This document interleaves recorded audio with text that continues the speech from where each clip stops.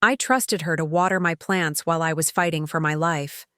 Instead, she drained my inheritance and smiled at my bedside like nothing happened. 3 weeks in a hospital bed. That's all it took for my mother-in-law to decide my uncle's legacy belonged in her bank account instead of mine. Before we jump back in, tell us where you're tuning in from, and if this story touches you, make sure you're subscribed, because tomorrow I've saved something extra special for you.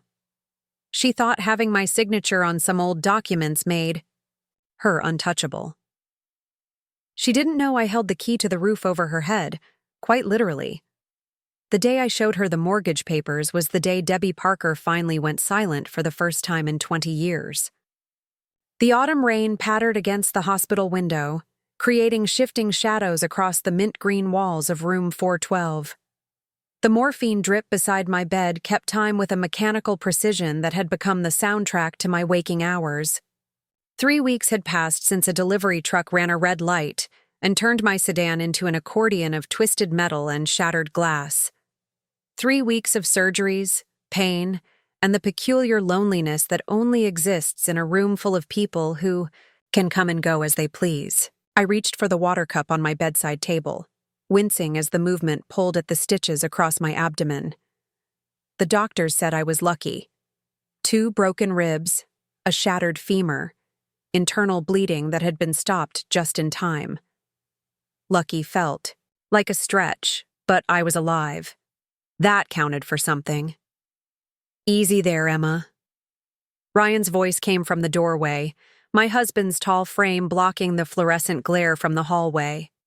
His features were drawn, dark circles shadowing his eyes.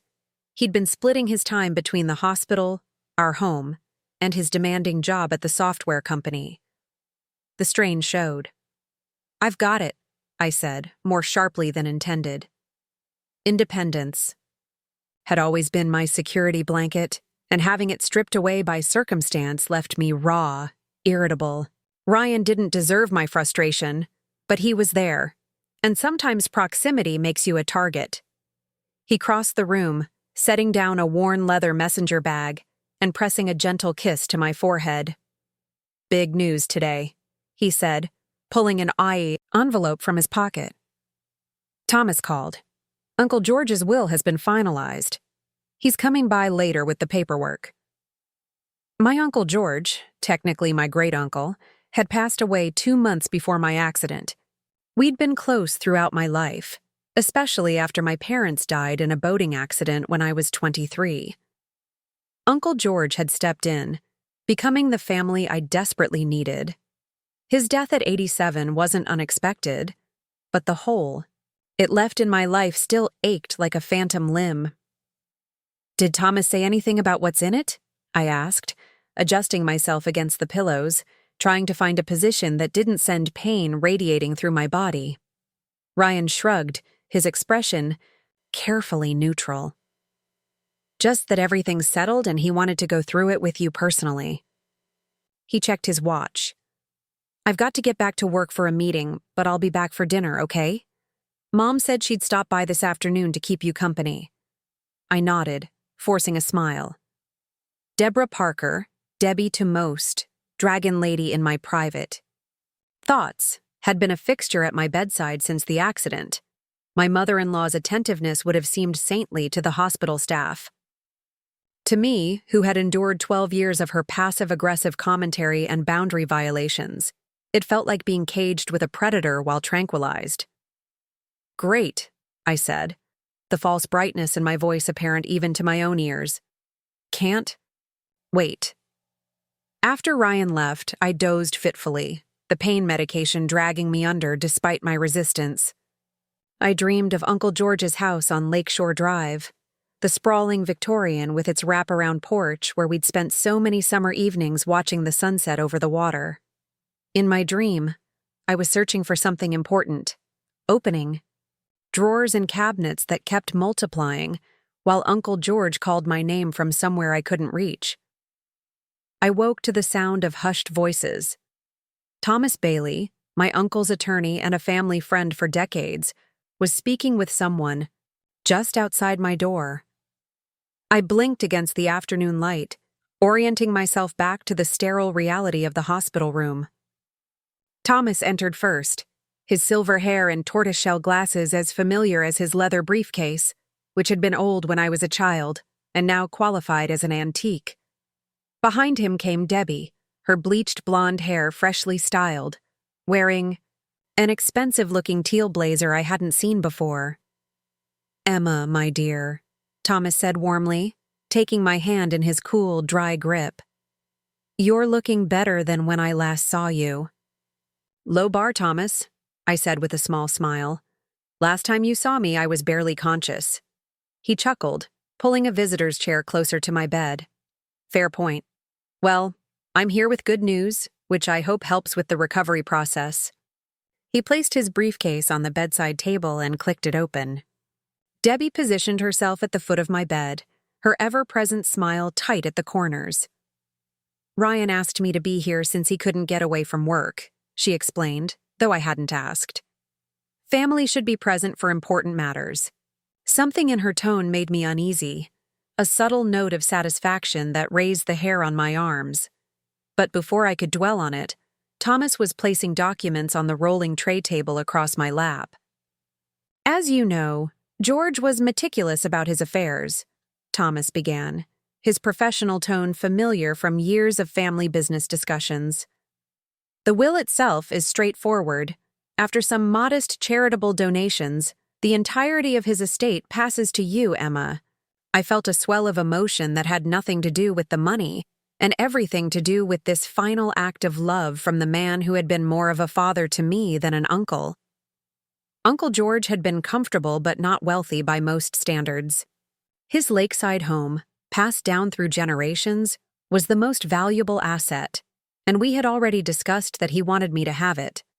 The estate consists of the house and property on Lakeshore Drive, valued at approximately $450,000, his investment portfolio of around $220,000, and a cash bequest of $175,000, Thomas continued, pointing to the relevant sections of the document. Additionally, there are the family heirlooms, primarily your grandmother's jewelry collection, which George kept in his safety deposit box at Lakeside First National. I nodded, trying to absorb the information through the fog of medication and grief. The inheritance wasn't life-changing in today's economy, but it was significant, enough to pay off our mortgage, set aside money for the future, and keep the family home that meant so much to me. "There's one more item," Thomas said, pulling out another document with a blue cover. This one was a surprise even to me. It seems George made an investment a few years ago that he kept quite private. From the corner of my eye, I saw Debbie shift her weight, her fingers tightening on the metal footboard of the hospital bed. "George purchased a mortgage note," Thomas explained. "Specifically, he bought the mortgage for 745 Maple Ridge Drive from Lakeside First National 4 years ago." My mind, slowed by medication, took a moment to process this information. Then the address registered, 745 Maple Ridge Drive, Debbie's house. The sprawling 4-bedroom she'd purchased after her divorce from Ryan's father, which she frequently reminded us was worth 3 times your little starter home. "Uncle George owned Debbie's mortgage?" The words came out before I could censor them. Thomas nodded, glancing briefly at Debbie, whose complexion had taken on a grayish hue beneath her careful makeup. "Yes. And now, as part of his estate, that mortgage note transfers to you." The room fell silent, except for the steady beep of my heart monitor, which I noticed had accelerated slightly. I looked at Debbie, whose smile had vanished entirely, replaced by an expression I'd never seen before, naked fear. "I don't understand," I said, turning back to Thomas. "Why would Uncle George buy Debbie's mortgage?" Thomas cleared his throat. "George didn't share his reasons with me. The transaction was legal and properly executed. The mortgage payments have been going to a management company that George established, which is also now part of your inheritance." Preparing and narrating this story took us a lot of time, so if you are enjoying it, subscribe to our channel. It means a lot to us. Now back to the story. Debbie has been making payments to River City Property Management for the past 4 years. Debbie made a small noise, something between a laugh and a gasp. This is ridiculous. I had no idea. Why wouldn't George tell me? Thomas shrugged, his professional demeanor firmly in place. Again, I can't speak to his motivations. I only know that it's now part of Emma's inheritance, along with the management company itself, which handles a few other properties as well. My mind was racing, trying to piece together why Uncle George would have done this. He and Debbie had always been cordial but distant at family gatherings. I couldn't imagine what would have prompted this unusual financial arrangement. "So what does this mean practically?" I asked Thomas, avoiding Debbie's eyes. "It means you now hold the mortgage note on Mrs. Parker's home. She continues to make payments as before, but to you instead of the bank. Should there be any default on those payments, you would have the legal rights any mortgage holder would have, including foreclosure, hung unspoken in the air between us." "I see," I said quietly, feeling strangely disconnected from the conversation, as if I were watching it happen to someone else. Thomas gathered the documents, explaining that all I needed to do was sign a few forms to complete the transfer of the estate. My signature was shaky, my hand still weak from weeks of disuse, but I managed to sign where indicated. "I'll have copies of everything sent to your home," Thomas said as he packed his briefcase. "The funds should be transferred to your account within 5 business days. As for the house and the mortgage note, those are already legally yours." He squeezed my hand gently.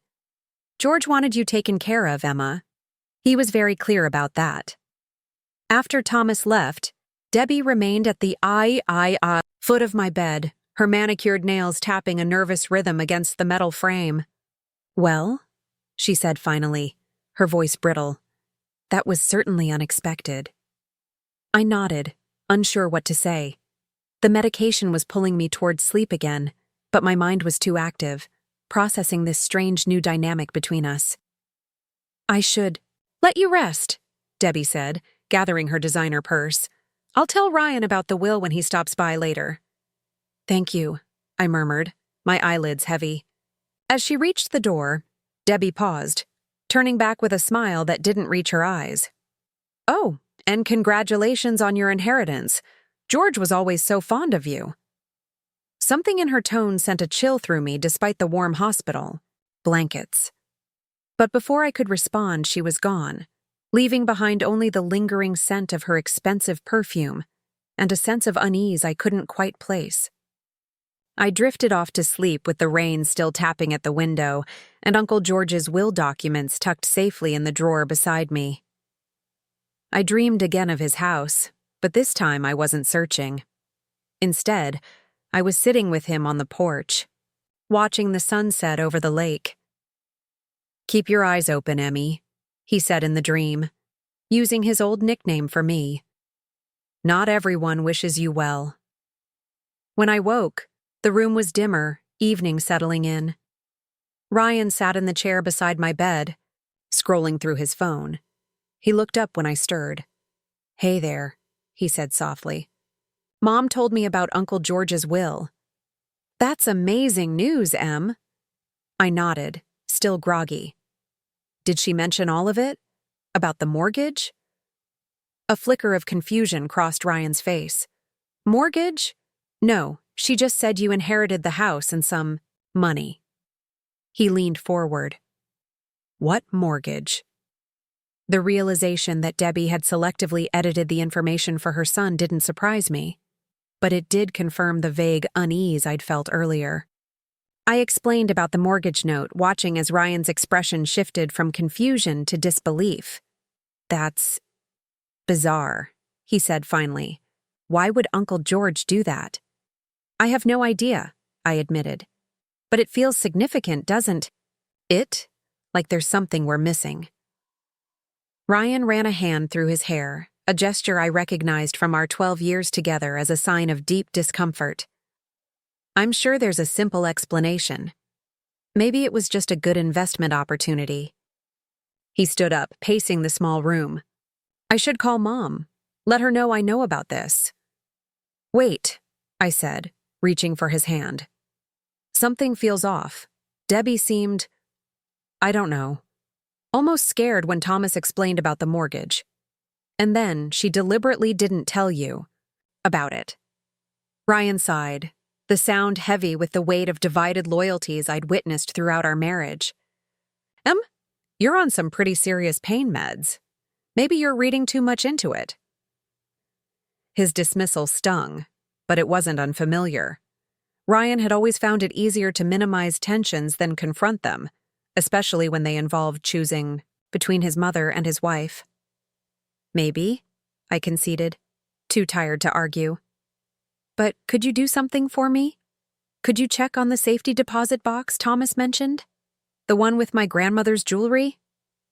Ryan nodded, seemingly relieved by the change of subject. Sure, I can do that tomorrow. Thomas give you the key? It should be with the documents in the drawer, I said, gesturing to the bedside table. Ryan retrieved the key and pocketed it. I'll head to the bank first thing in the morning. As he settled back into the chair, reaching for the remote to turn on the small hospital TV, I closed my eyes again, disturbed by thoughts I couldn't quite articulate. Something about Debbie's reaction, about the selective information she'd passed to Ryan, about the mysterious mortgage purchase. It all swirled together with the medication in my system, creating a fog of suspicion I couldn't penetrate. Next day passed slowly, marked by physical therapy sessions that left me exhausted and discouraged. By late afternoon, I was back in my room, trying to focus on a book Megan had brought during her lunch break visit, when Ryan returned. One look at his face told me something was wrong. What is it? I asked, setting aside the unread book. Ryan stood just inside the doorway, his posture rigid. I went to the bank, he said, his voice carefully controlled.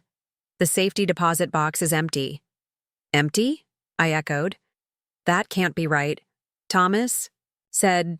I know what Thomas said, Ryan interrupted, crossing to the window and staring out at the parking lot below.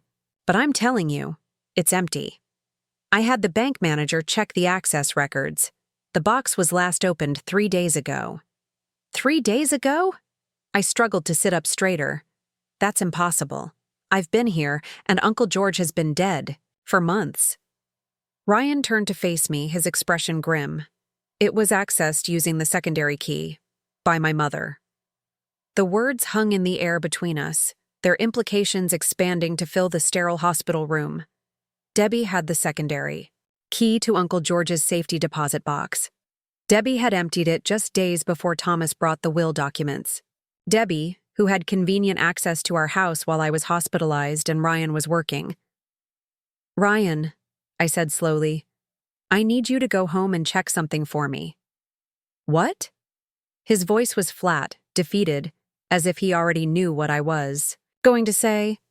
The desk in the guest room, bottom right drawer. There should be an envelope with $15,000 in cash, emergency money from Uncle George. Ryan left without another word, his shoulders slumped under the weight of what we both suspected.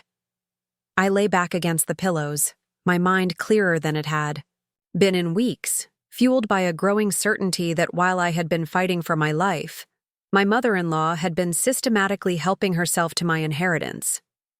The call from the bank came an hour later. The customer service representative was apologetic but firm. Mrs. Wilson, I understand you're in the hospital, but I needed to confirm the wire transfer you authorized this morning. It's an unusually large amount, and it triggered our security protocols. Wire transfer? My voice sounded distant to my own ears. I haven't authorized any transfers. There was a pause on the line. I see. The transfer request came from your online banking account, with all the proper authentication. It was for $175,000 to an account at First Midwest Bank. The exact amount of the cash bequest from Uncle George's will. The inheritance money that had been deposited into my account just yesterday, according to Thomas's timeline. That transfer wasn't authorized by me, I said, my voice stronger now, fueled by a cold anger that cut through the medication haze. I need you to freeze my account immediately and reverse that transfer. By the time Ryan returned, ashen-faced, to confirm that the emergency cash was also missing, I had already spoken with the bank's fraud department, the police, and Thomas Bailey. The pieces were falling into place with a terrible clarity. Debbie, Parker had used her unlimited access to our home during my hospitalization to gather account information, passwords, and keys. She had systematically emptied Uncle George's safety deposit box, taken the emergency cash, and attempted to wire the entire cash inheritance to an account I could only assume was under her control. I don't understand, Ryan said, sitting heavily in the visitor's chair. Why would she do this? She doesn't need money. Her house, her lifestyle. Her house with the mortgage I now hold, I said quietly. Her lifestyle that's probably built on far less secure financial ground than she's led everyone to believe. Ryan looked up, realization dawning. You think she's in financial trouble? I think, I said carefully, that your mother saw an opportunity when I was too injured to defend myself, and she took it. And I think we need to find out exactly how deep this goes. The next 24 hours were a blur of phone calls, police reports, and visits from bank officials with documents to sign. The wire transfer was frozen before it could be completed, the fraud investigation launching immediately due to the clear evidence. Throughout it all, Debbie was conspicuously absent, not responding to Ryan's increasingly frantic calls and texts. It was Megan who finally put the last piece of the puzzle in place, arriving breathless during evening visiting hours with a folder tucked under her arm. You're not going to believe this, she said, closing the door behind her. Remember last year when I was dating that guy who works at the county clerk's office? Jake? I nodded, confused by the apparent non sequitur. Well, I still have his number, and I asked him to do me a favor. She opened the folder, spreading papers across my bed. These are public records, but not the kind you typically look up unless you know what you're searching for. I scanned the documents, recognizing Debbie's name and address on what appeared to be legal filings.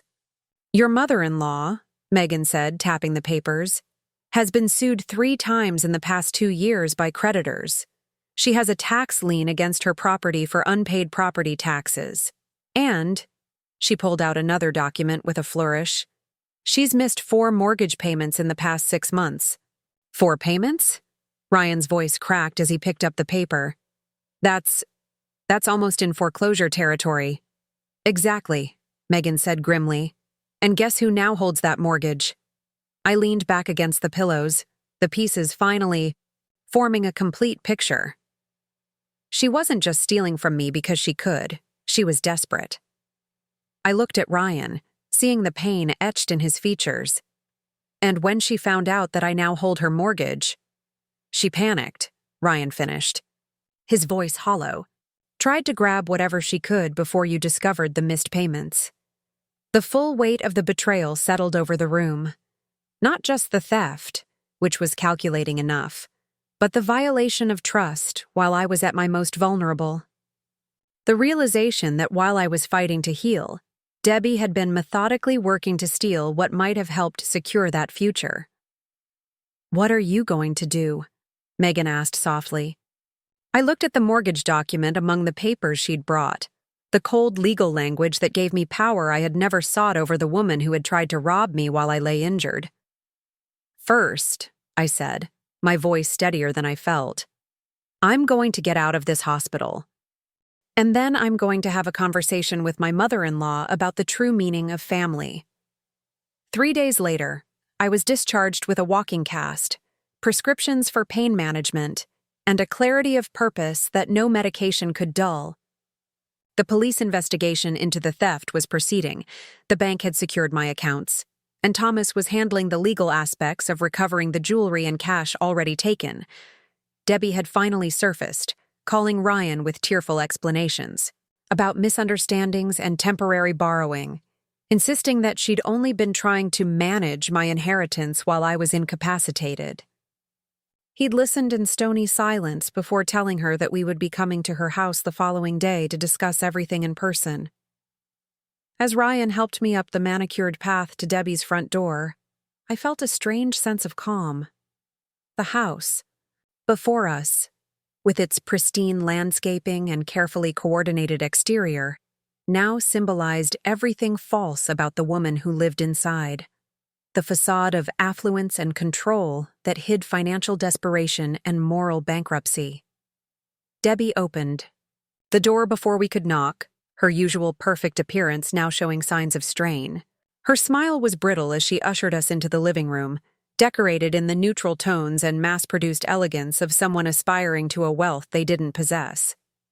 "Emma, how wonderful to see you up and about," she said, her voice overly bright. "Can I get you anything? Tea? Coffee?" "Just answers, Debbie," I said, lowering myself carefully onto the sofa. "Starting with where my grandmother's jewelry is." The facade cracked slightly, her smile faltering. "There's been a terrible misunderstanding about that. I was safeguarding those pieces for you, given your condition. They're right upstairs." "And the $15,000 in cash from my desk drawer?" I pressed. "A security measure," she said quickly. "Anyone could have broken in while you were both away so much. I was protecting your assets." Ryan made a sound of disgust. "And the wire transfer? Were you protecting that money too by sending it to your own account?" Debbie's face hardened, the pretense of concern dropping away. "You don't understand the pressure I'm under, the expenses, this house alone." "The house with the mortgage you haven't paid in 4 months," I interrupted, placing the county records on the coffee table between us. "The house that I now technically have the right to foreclose on." She froze, her eyes fixed on the documents, the color draining from her face. For the first time since I'd known her, Deborah Parker was speechless. "Here's what's going to happen," I said, leaning forward despite the pain it caused. "You're going to return every item you took from me, every piece of jewelry, every dollar. You're going to provide a complete accounting of your financial situation to Ryan, who deserves to know the truth about his mother. And you're going to seek professional help for whatever drove you to steal from your own family." "And if I refuse?" Debbie's voice was barely audible. I picked up the mortgage document, holding it where she could clearly see it. "Then I'll exercise my rights. As your mortgage holder, I'll have no choice but to begin foreclosure proceedings immediately, given your default status. And I'll pursue criminal charges for the theft, with all the evidence we've already provided to the police." The silence that followed was absolute, broken only by the ticking of an ornate clock on the mantel, probably purchased, I now realized, with money she didn't have to maintain an image she couldn't sustain. "I never meant to keep it permanently," she finally said, her voice small. "Things just got out of control. After the divorce, keeping up appearances, maintaining this lifestyle. I was drowning." Ryan shook his head, years of complicated emotions evident in his expression. "You could have asked for help, Mom. Instead, you tried to steal from Emma while she was fighting to recover from nearly dying." "I never thought about it that way," Debbie whispered, though we all knew it was another lie in a long history of deceptions. I stood carefully, balancing on my good leg. "We'll expect the jewelry and cash returned by tomorrow morning. Thomas will be handling the formal repayment agreement for the rest." I looked around the house that had been a showcase for Debbie's illusions of grandeur. "And you might want to start packing. Downsizing seems long overdue." As Ryan helped me back to the car, I felt no triumph, no satisfaction in Debbie's humiliation. Only a bone-deep weariness and a strange sense of liberation. The power dynamic that had defined our relationship for 12 years had been irrevocably altered, not by my seeking control, but by her own actions bringing her carefully constructed facade crashing down. "Are you really going to foreclose?" Ryan asked quietly as we drove away from Maple Ridge Estates. I watched the manicured landscape recede in the side mirror. "No," I said finally, but she needed to believe I would. Sometimes the only way to break a pattern is to completely upend the board. He reached across the console, taking my hand in his. I'm sorry. For all of it. For not seeing who she really was. We see what we need to in the people we love, I said, squeezing his fingers. The question is what we do once we can't unsee the truth. The inheritance was eventually restored. The jewelry recovered from a safety deposit box at another bank. The cash returned in full after the police became involved. Debbie did downsize, selling the house on Maple Ridge Drive and using the equity to pay off her debts and purchase a small condominium outright. Our relationship would never be the same, the trust irreparably broken, but boundaries now existed, where once there had been only manipulation and resentment. Uncle George's Lakeside Victorian became our home the following spring, after my recovery was complete. The first evening on the porch, watching the sunset over the water just as I had in my hospital dream, I felt his presence in the gentle breeze, in the familiar creak of the wooden swing. You knew, didn't you? I whispered to the fading light. You bought that mortgage because you saw who she really was. There was no answer except the lapping of waves against the shore and the distant call of a loon across the water. But in that moment, I understood that my uncle's final gift hadn't been the inheritance itself, but the protection he'd built into it, a safeguard against the very predation he must have suspected might come. As darkness settled over the lake, I realized that some lessons come at tremendous cost. I had lost my sense of security, my naive trust in family bonds defined by legal rather than emotional ties. But I had gained something too. An unshakable certainty in my own strength, a clarity about the people I chose to keep close, and the knowledge that sometimes the most loving thing we can do is to see others as they truly are, not as we wish them to be. The mortgage note still sits in my desk drawer, a reminder not of power over another, but of the importance of standing firm in my own truth. Because some storms you don't just survive. You emerge from them fundamentally changed, seeing with clearer eyes the landscape that was there all along. The morning after confronting Debbie, I sat at Uncle George's antique writing desk in our living room, surrounded by bank statements and legal documents Thomas had brought over. The early summer light streamed through the curtains, casting golden patterns across the hardwood floor. Our cat, Jasper, prowled between stacks of papers, occasionally batting at a corner with casual interest. Ryan had left for work an hour earlier, the strain of yesterday's confrontation evident in the tight hug he'd given me before walking out the door. My fingers traced the edges of a faded photograph I'd found tucked in Uncle George's desk drawer, him standing proudly beside a much younger Debbie and Ryan on a fishing dock, all three smiling against a backdrop of sparkling lake water. The timestamp in the corner read July 1998. Ryan would have been about 10. I'd never seen this photo before, never even known that Uncle George and Debbie had a relationship that predated my entrance into the family. Ryan had always said they were merely cordial acquaintances who saw each other at obligatory family gatherings. This photo suggested otherwise. Turning it over, I found Uncle George's neat handwriting. Ryan's first walleye. Debbie finally agreed to let him come fishing after all these years.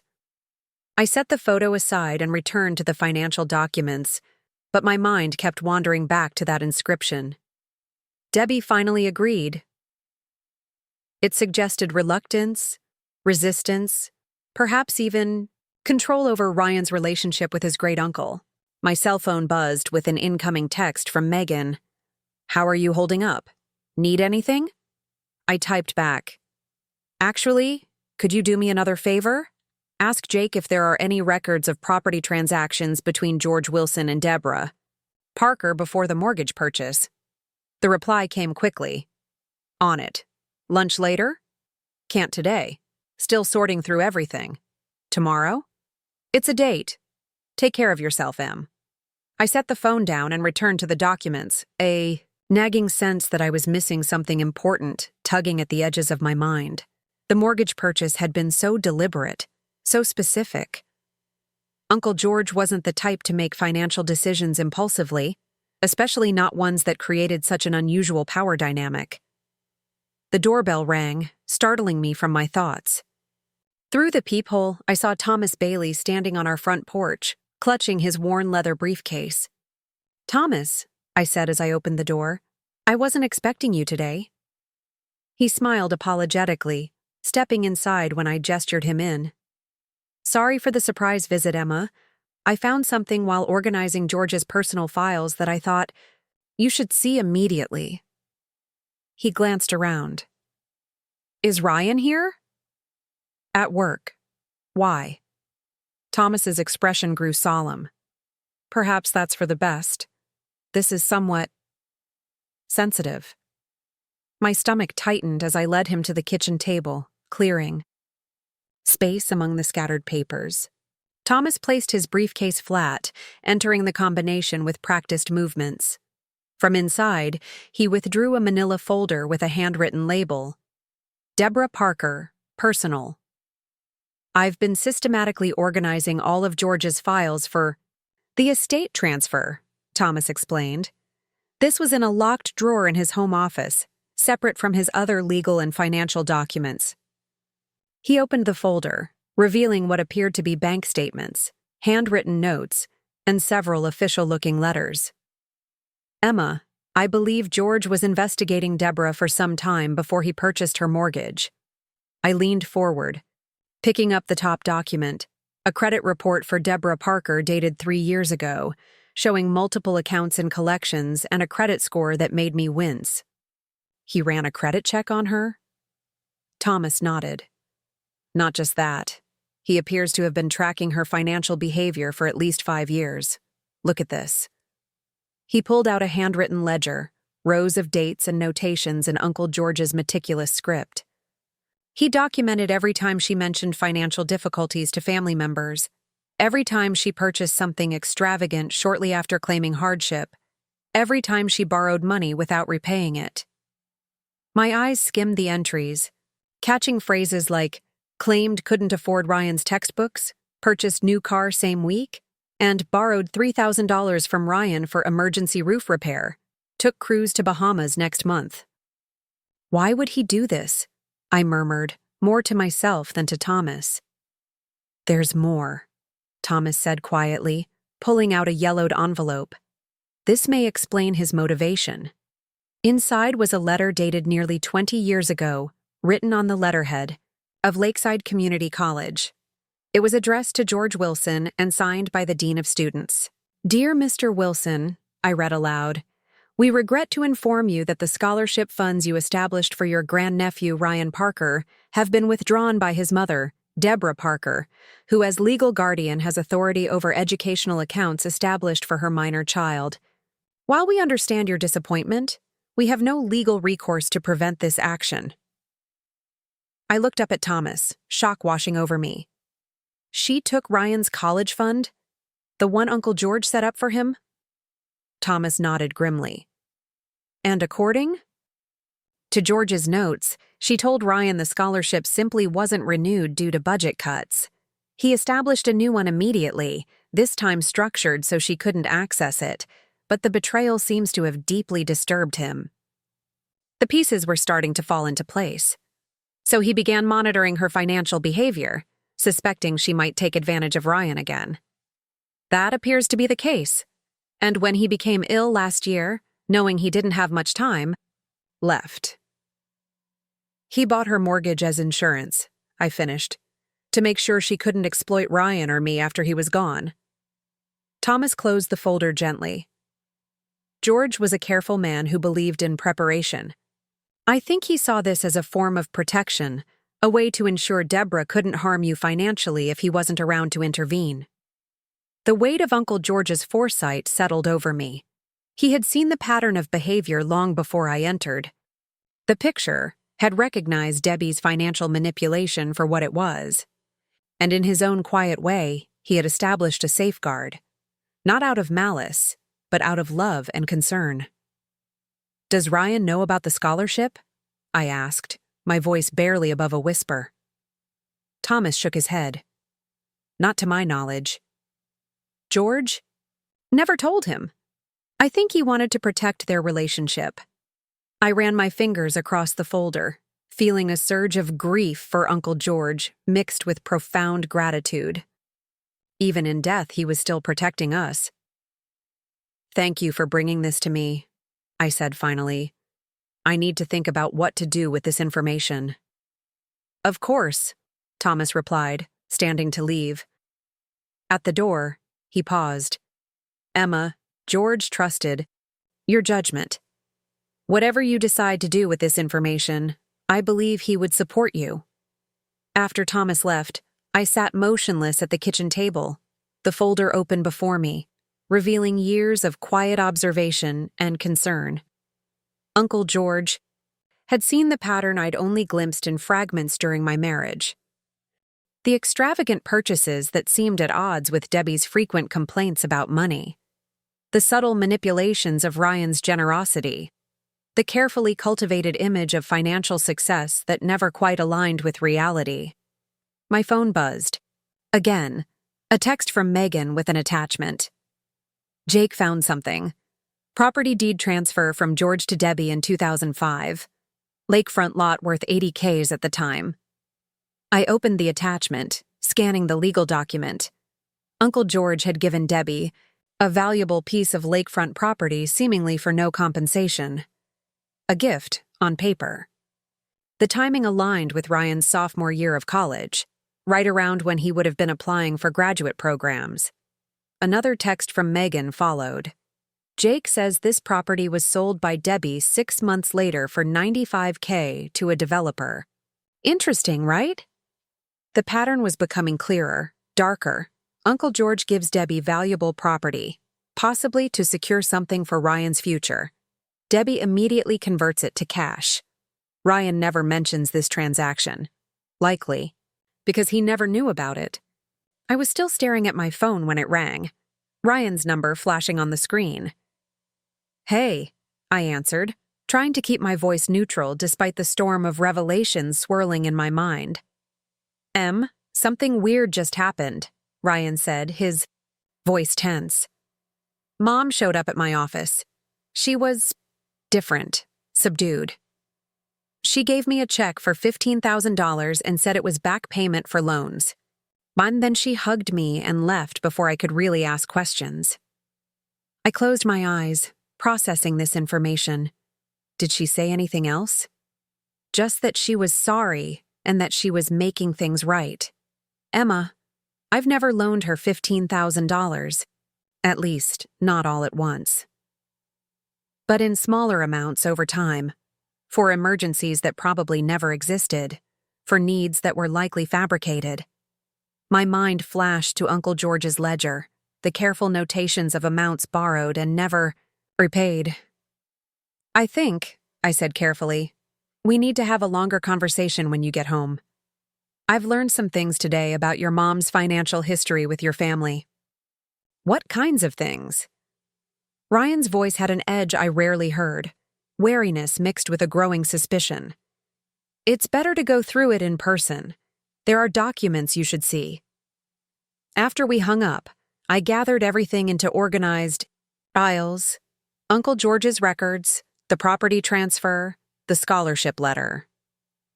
The story they told was consistent and troubling. A pattern of financial exploitation spanning decades, with Ryan as the primary target and Uncle George as the silent observer who finally decided to create a failsafe. When Ryan arrived home that evening, his face was drawn with worry. I led him to the kitchen table where I'd arranged the documents in chronological order. "Before you look at these," I said, taking his hands in mine, "I want you to know that Uncle George kept this information private because he cared about you, not because he wanted to interfere. I think he was trying to protect you the only way he knew how." Ryan nodded, his expression guarded. "Show me."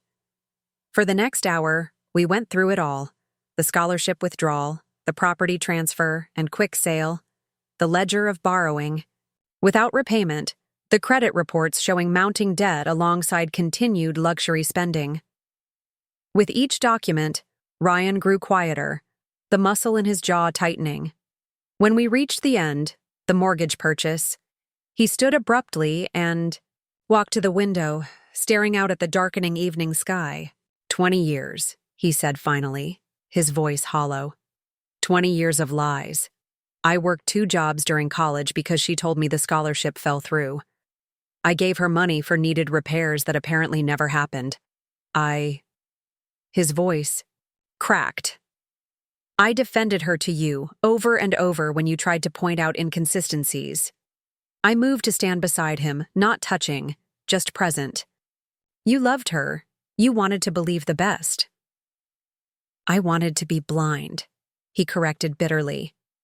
It was easier than admitting my mother saw me as a resource rather than a son. We stood in silence for a long moment, watching as streetlights flickered on along our quiet street. Finally, Ryan turned to me, his eyes red-rimmed but dry.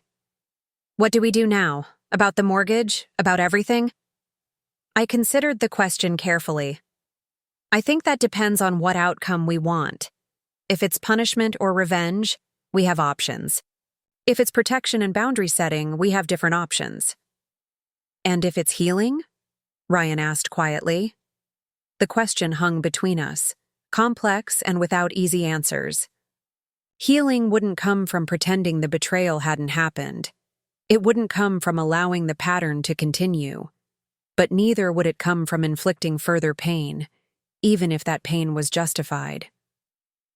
I think, I said slowly, healing starts with truth.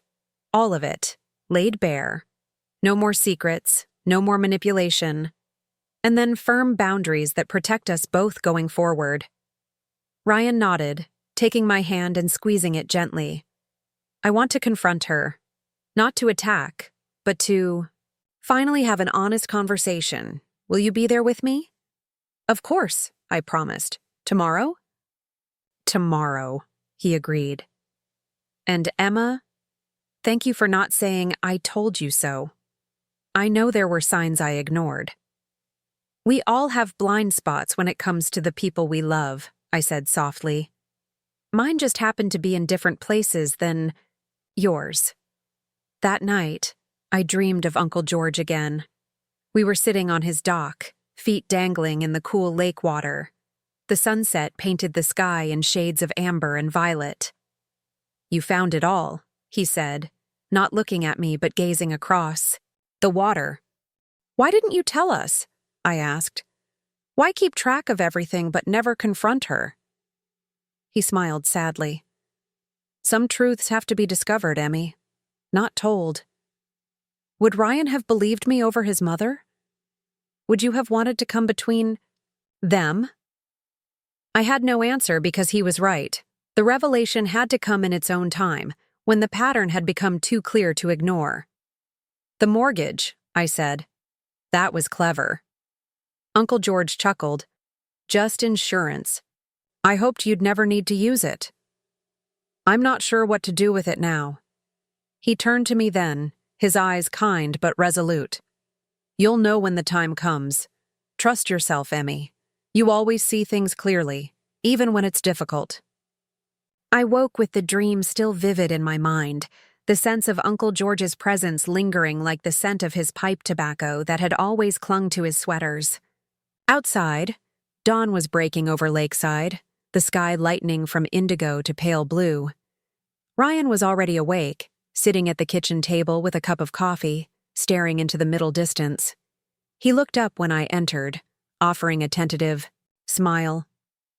I called Mom, he said. Asked her to meet us at her place at noon. She agreed. I nodded, pouring my own coffee. How are you feeling about it? He considered the question, turning his mug slowly between his palms. Angry, sad, confused, but also relieved? Like something that's been off balance for years might finally get straightened out. That makes sense, I said, joining him at the table. Finding out the truth is painful, but living with lies is its own kind of pain. We spent the morning preparing, gathering key documents that illustrated the pattern without overwhelming Debbie with every piece of evidence. This wasn't about building a legal case anymore. It was about confronting a painful truth and establishing a new foundation, if that was even possible. As we drove to Maple Ridge Estates, Ryan was unusually quiet, his hands tight on the steering wheel. I placed my hand on his knee, offering silent support. He covered my hand with his own briefly before returning it to the wheel. Debbie's house looked different in the bright noon sunlight, smaller somehow, less imposing. The perfect landscaping and elegant exterior now seemed like what they were. A carefully maintained facade hiding structural problems beneath. She opened the door before we knocked, just as she had the day before. But today, her appearance was markedly different. Gone was the perfectly styled hair and designer outfit. Instead, she wore simple jeans and a button-down shirt, her hair pulled back in a simple ponytail, her face free of makeup. She looked older, but also more authentic than I'd ever seen her. "Come in," she said quietly, leading us to the living room where 3 glasses of iced tea waited on the coffee table. We sat, the silence stretching uncomfortably until Ryan finally spoke.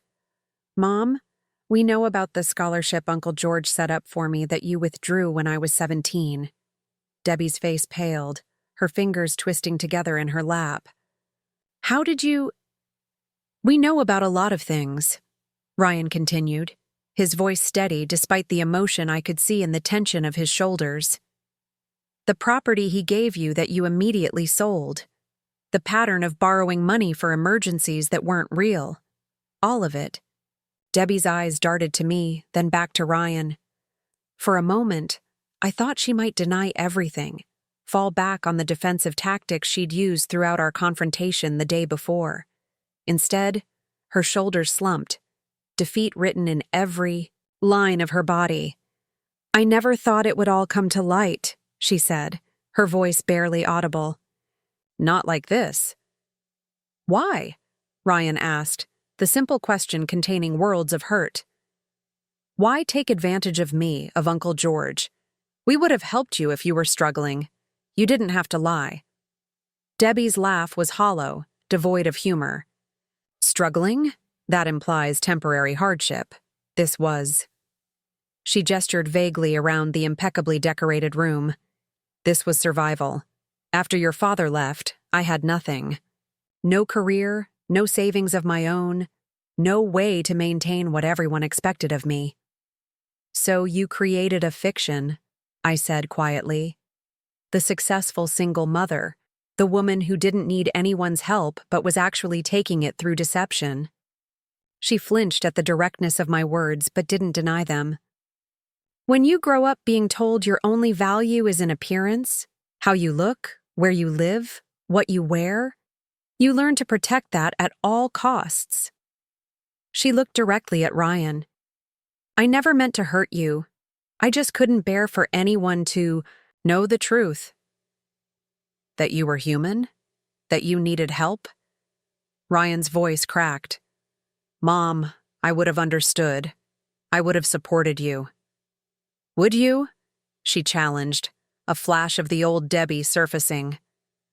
"Or would you have seen me as a failure? Everyone else would have." The room fell silent as we absorbed the magnitude of her fear. Fear of judgment, fear of vulnerability, fear of appearing less than the perfect image she'd constructed. It didn't excuse her actions, but it cast them in a light that made them, if not forgivable, at least comprehensible. "What happens now?" she asked finally, looking between us. I pulled out the mortgage document that had started this final unraveling. "First, we need to address this. You're 4 months behind on payments, which legally puts you at risk of foreclosure." She nodded. No argument or denial this time. "I know. I've been juggling bills, trying to keep up appearances. The credit cards are maxed out. There's a lien on the house for property taxes. It's all—" She gestured helplessly. "It's all falling apart." "It already fell apart," Ryan said gently. "The question is whether we can build something new from the pieces. Something honest this time." I looked at Debbie, really looked at her, and saw not the manipulative mother-in-law I'd battled for years, but a woman trapped in a prison of her own making, desperately trying to maintain an illusion that was crushing her beneath its weight. "Here's what I propose," I said, setting the mortgage document on the table between us. "We help you sell this house. Use the equity to pay off your debts and buy something smaller, more manageable, outright. No more mortgage, no more property. Taxes you can't afford. Downsize." Debbie's voice held a note of panic. "But what would people think?" "Mom," Ryan said firmly, "that's exactly the thinking that got you here. Who cares what people think if you're drowning in debt and lies?" She flinched at his bluntness but didn't argue. "Second," I continued, "complete financial transparency going forward. No more hidden debts, no more borrowing without discussion first. If you need help, you ask directly." Debbie nodded slowly, resignation replacing resistance in her expression. "And the things I took? The jewelry, the cash?" "Return it all," I said simply. "Every piece, every dollar. Some trust might eventually be rebuilt, but not without complete restoration first." "What about—" She hesitated, looking at Ryan. "What about us? Our relationship?" Ryan was quiet for a long moment, the weight of decades of manipulation hanging in the air between mother and son. "I don't know, Mom," he finally said. "I love you. You're my mother. But trust has to be earned back. It won't happen overnight." Tears welled in Debbie's eyes, the first genuine emotion I'd seen from her in all the years I'd known her. "I understand," she whispered. "I'll do whatever it takes. I can't lose you too." The vulnerability in her voice struck me unexpectedly. For years, I'd seen Debbie as nearly invincible in her manipulations, a fortress of calculation and self-interest. Seeing her defenses crumble revealed something I hadn't fully appreciated. Beneath the manipulation was fear, bone-deep, identity-shaking fear of abandonment and irrelevance. Ryan moved to sit beside his mother, not touching her, but closer than before. "We'll take it one day at a time, with honesty from now on." She nodded, wiping tears with the back of her hand. "I don't know how to live any other way. I've been pretending for so long." "Then it's time to learn," I said, softer than I'd intended. "And maybe we all need to learn some new patterns." As we left Debbie's house an hour later, having outlined concrete next steps for unwinding the financial deception and beginning a different kind of relationship, I felt an unexpected lightness. Not happiness exactly. There was too much hurt. Still fresh for that. But something like clarity. The hidden pattern that had shaped our family dynamics for years was finally exposed to light, no longer working its damage in shadow. Ryan was quiet on the drive home, processing the revelations and difficult conversations of the past 2 days. As we pulled into our driveway, he turned to me. "Uncle George knew all along, didn't he? About everything." I nodded. "I think he was trying to protect you the best way he knew how, by creating a safety net for when the truth eventually came out." Ryan smiled sadly. "He always played the long game. Chess, not checkers," he used to say. The mortgage was his final move, I said, making sure we'd be safe, even if he couldn't be here to watch over things himself. As we entered our home, the home that had once been Uncle George's and now was ours, I felt his presence in the familiar creaks of the floorboards and the way the afternoon light slanted through the leaded glass windows. He had seen the pattern long before I had documented it meticulously while maintaining relationships and protecting those he loved. That night, I added Uncle George's folder of evidence to our financial files, no longer a secret archive, but an acknowledged part of our family history. The truth, however painful, was finally in the open. And in that truth lay the possibility of something I hadn't dared hope for in my relationship with Debbie. Not forgiveness, not yet, but understanding. The beginning of a path forward that wasn't built on deception and manipulation. as I drifted toward sleep, Uncle George's words from my dream echoed in my mind. Trust yourself, Emmy. You always see things clearly, even when it's difficult. The hidden pattern was visible now, and with it came the chance to weave something new, something honest, something real, something that might, in time, become whole. 2 weeks had passed since our confrontation with Debbie. The summer heat had settled over Lakeside like a warm blanket, turning the air thick and hazy. I sat on Uncle George's porch swing, nursing a glass of iced tea and watching a pair of cardinals flit between the oak trees that lined the property. The realtor's sign had gone up in front of Debbie's house yesterday, a physical manifestation of the changes rippling through our family. My phone buzzed with a text from Megan. Still on for farmer's market tomorrow morning? They've got those peaches you love. I smiled, typing back. Wouldn't miss it. Need anything else while I'm in town? Just your sparkling company, came the quick reply, and maybe intel on the Parker family drama. The hospital break room is buzzing with rumors. I grimaced. Small towns and their inevitable gossip networks. I wasn't surprised that news of Debbie's house sale and the hints of financial trouble had made their way through Lakeside's social pipeline.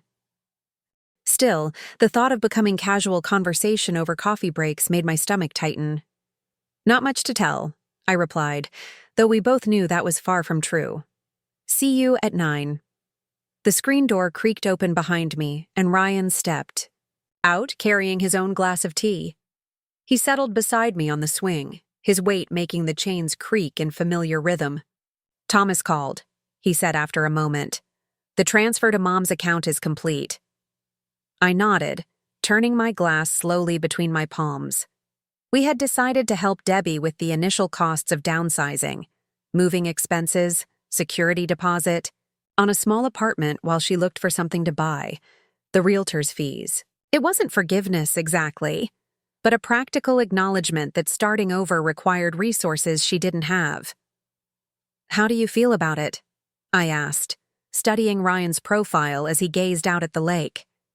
He considered the question, taking a slow sip of tea before answering. Conflicted. Part of me is still angry, at her for lying all these years, at myself for not seeing it. But another part just feels sad. For all of us, really. I understood that sentiment all too well. The past 2 weeks had been a strange emotional landscape, shifting between justifiable anger and a creeping sense of compassion that I hadn't expected to feel. Debbie had begun the process of returning what she'd taken, the jewelry first, then the cash, all accompanied by handwritten notes of apology that seemed almost childlike in their awkward sincerity. She asked if we'd help her sort through things. This weekend, Ryan continued. Decide what to keep, what to sell, what to donate. I said I'd check with you first. I took a deep breath, weighing the request. Being in that house again, helping dismantle the facade Debbie had maintained for so long, it felt like crossing a boundary I wasn't sure I was ready to traverse. You can go, I said finally. I think I need a little more time before I'm ready for that level of involvement.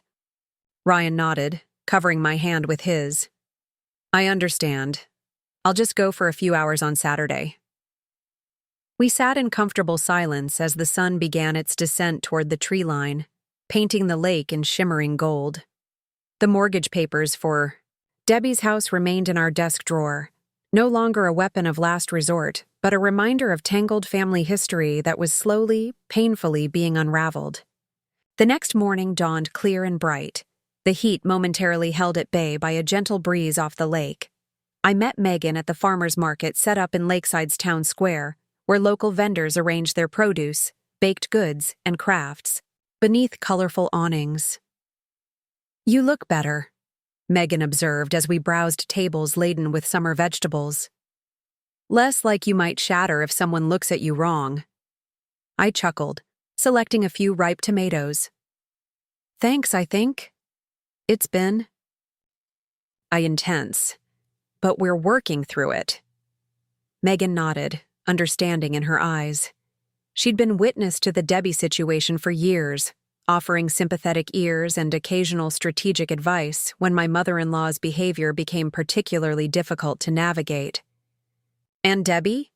Has she maintained the remorseful act? I frowned at her choice of words. I don't think it's an act, not entirely. She returned everything she took. She's selling the house. I hesitated, still processing Debbie's most recent gesture. She sent me a letter yesterday, apologizing for how she treated me from the beginning. Said she saw me as competition for Ryan's attention rather than family. Megan raised her eyebrows, clearly skeptical. People don't change that quickly, Em, especially not someone who's been manipulating others for decades. I don't think she's changed exactly, I replied as we moved toward a stand selling fresh peaches. But having everything exposed, losing, the ability to maintain the fiction she built her life around, it's forced her to at least acknowledge reality. Just be careful, Megan cautioned, selecting a basket of peaches. Leopards and spots, you know? I nodded, understanding her concern. Trust once broken required more than apologies and gestures to rebuild. It required consistent action over time. And 2 weeks was hardly enough time to determine whether Debbie's apparent transformation was genuine or simply another, more sophisticated manipulation. As we continued through the market, picking up fresh bread and local honey, I spotted a familiar figure across the square. Debbie, dressed in simple jeans and a t-shirt I'd never seen her wear before, carrying a small shopping bag and speaking with Mrs. Abernathy, the elderly librarian who had known the Parker family for generations. Speaking of leopards, Megan murmured, following my gaze. I watched as Mrs. Abernathy placed a sympathetic hand on Debbie's arm, her expression radiating concern. Debbie nodded, saying something that made the older woman squeeze her arm before moving on. The interaction seemed genuine, lacking the performative quality that had characterized so many of Debbie's public moments. I should go say hello, I said, surprising myself. Just to be civil. Megan looked doubtful, but shrugged. I'll grab us coffee. Text if you need extraction. I approached Debbie slowly, giving her time to notice me. When she did, her expression flickered through surprise, wariness, and then settled into something I couldn't quite read. Emma, she said, her voice quieter than I was used to hearing it. Good morning. Morning, I replied, nodding toward her shopping bag. Finding everything you need? She glanced down, as if just remembering what she was carrying. Oh yes, just some fresh vegetables. The apartment has a smaller refrigerator, so I'm shopping more frequently now. The mention of the apartment, a modest 2-bedroom in a building downtown, hung between us. Debbie had moved in 3 days ago, leaving behind the sprawling house that had symbolized her illusory success. How is it? I asked, genuinely curious. The apartment, I mean. A small smile touched her lips. Different. Simpler. I don't have to pretend it's something it's not. She hesitated, then added, There's a strange freedom in that, actually. The comment caught me off guard with its unexpected insight. Before I could respond, Mrs. Abernathy returned, a book in hand. Here it is, Debbie, she said, handing over a worn paperback. Just returned yesterday. Starting over after 50. I found it very helpful after Harold passed. Debbie accepted the book with a grateful nod. Thank you, Elaine. I appreciate it. Mrs. Abernathy turned to me, her kind eyes brightening. Emma, dear, how lovely to see you. I heard about your inheritance from George. He was so proud of you, you know, always talking about his clever niece whenever he came to the library.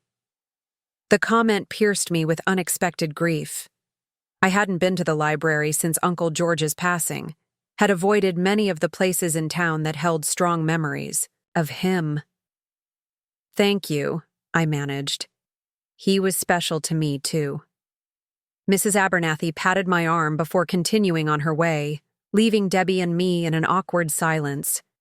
She clutched the book against her chest, its title partially obscured. Ryan Mentioned he's coming to help you sort through things tomorrow, I said finally.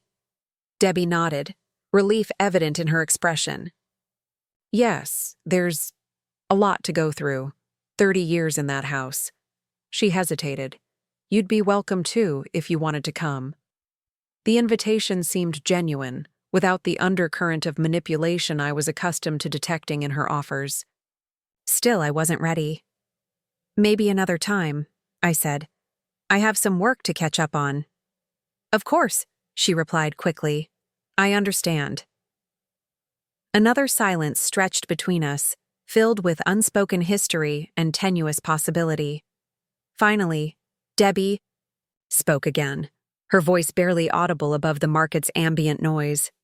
I received the first offer on the house this morning, above asking price.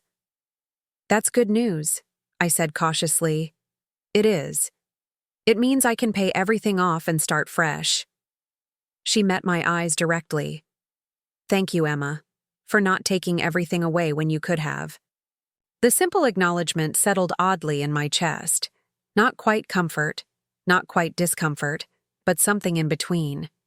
Recognition of power dynamics altered, perhaps, or the unfamiliar territory of honesty between us. That wasn't what Uncle George wanted, I said after a moment. And it's not what I want either. Debbie nodded, understanding passing between us. For years, we had been locked in a subtle power struggle, with Debbie holding the advantage of maternal connection and years of established patterns.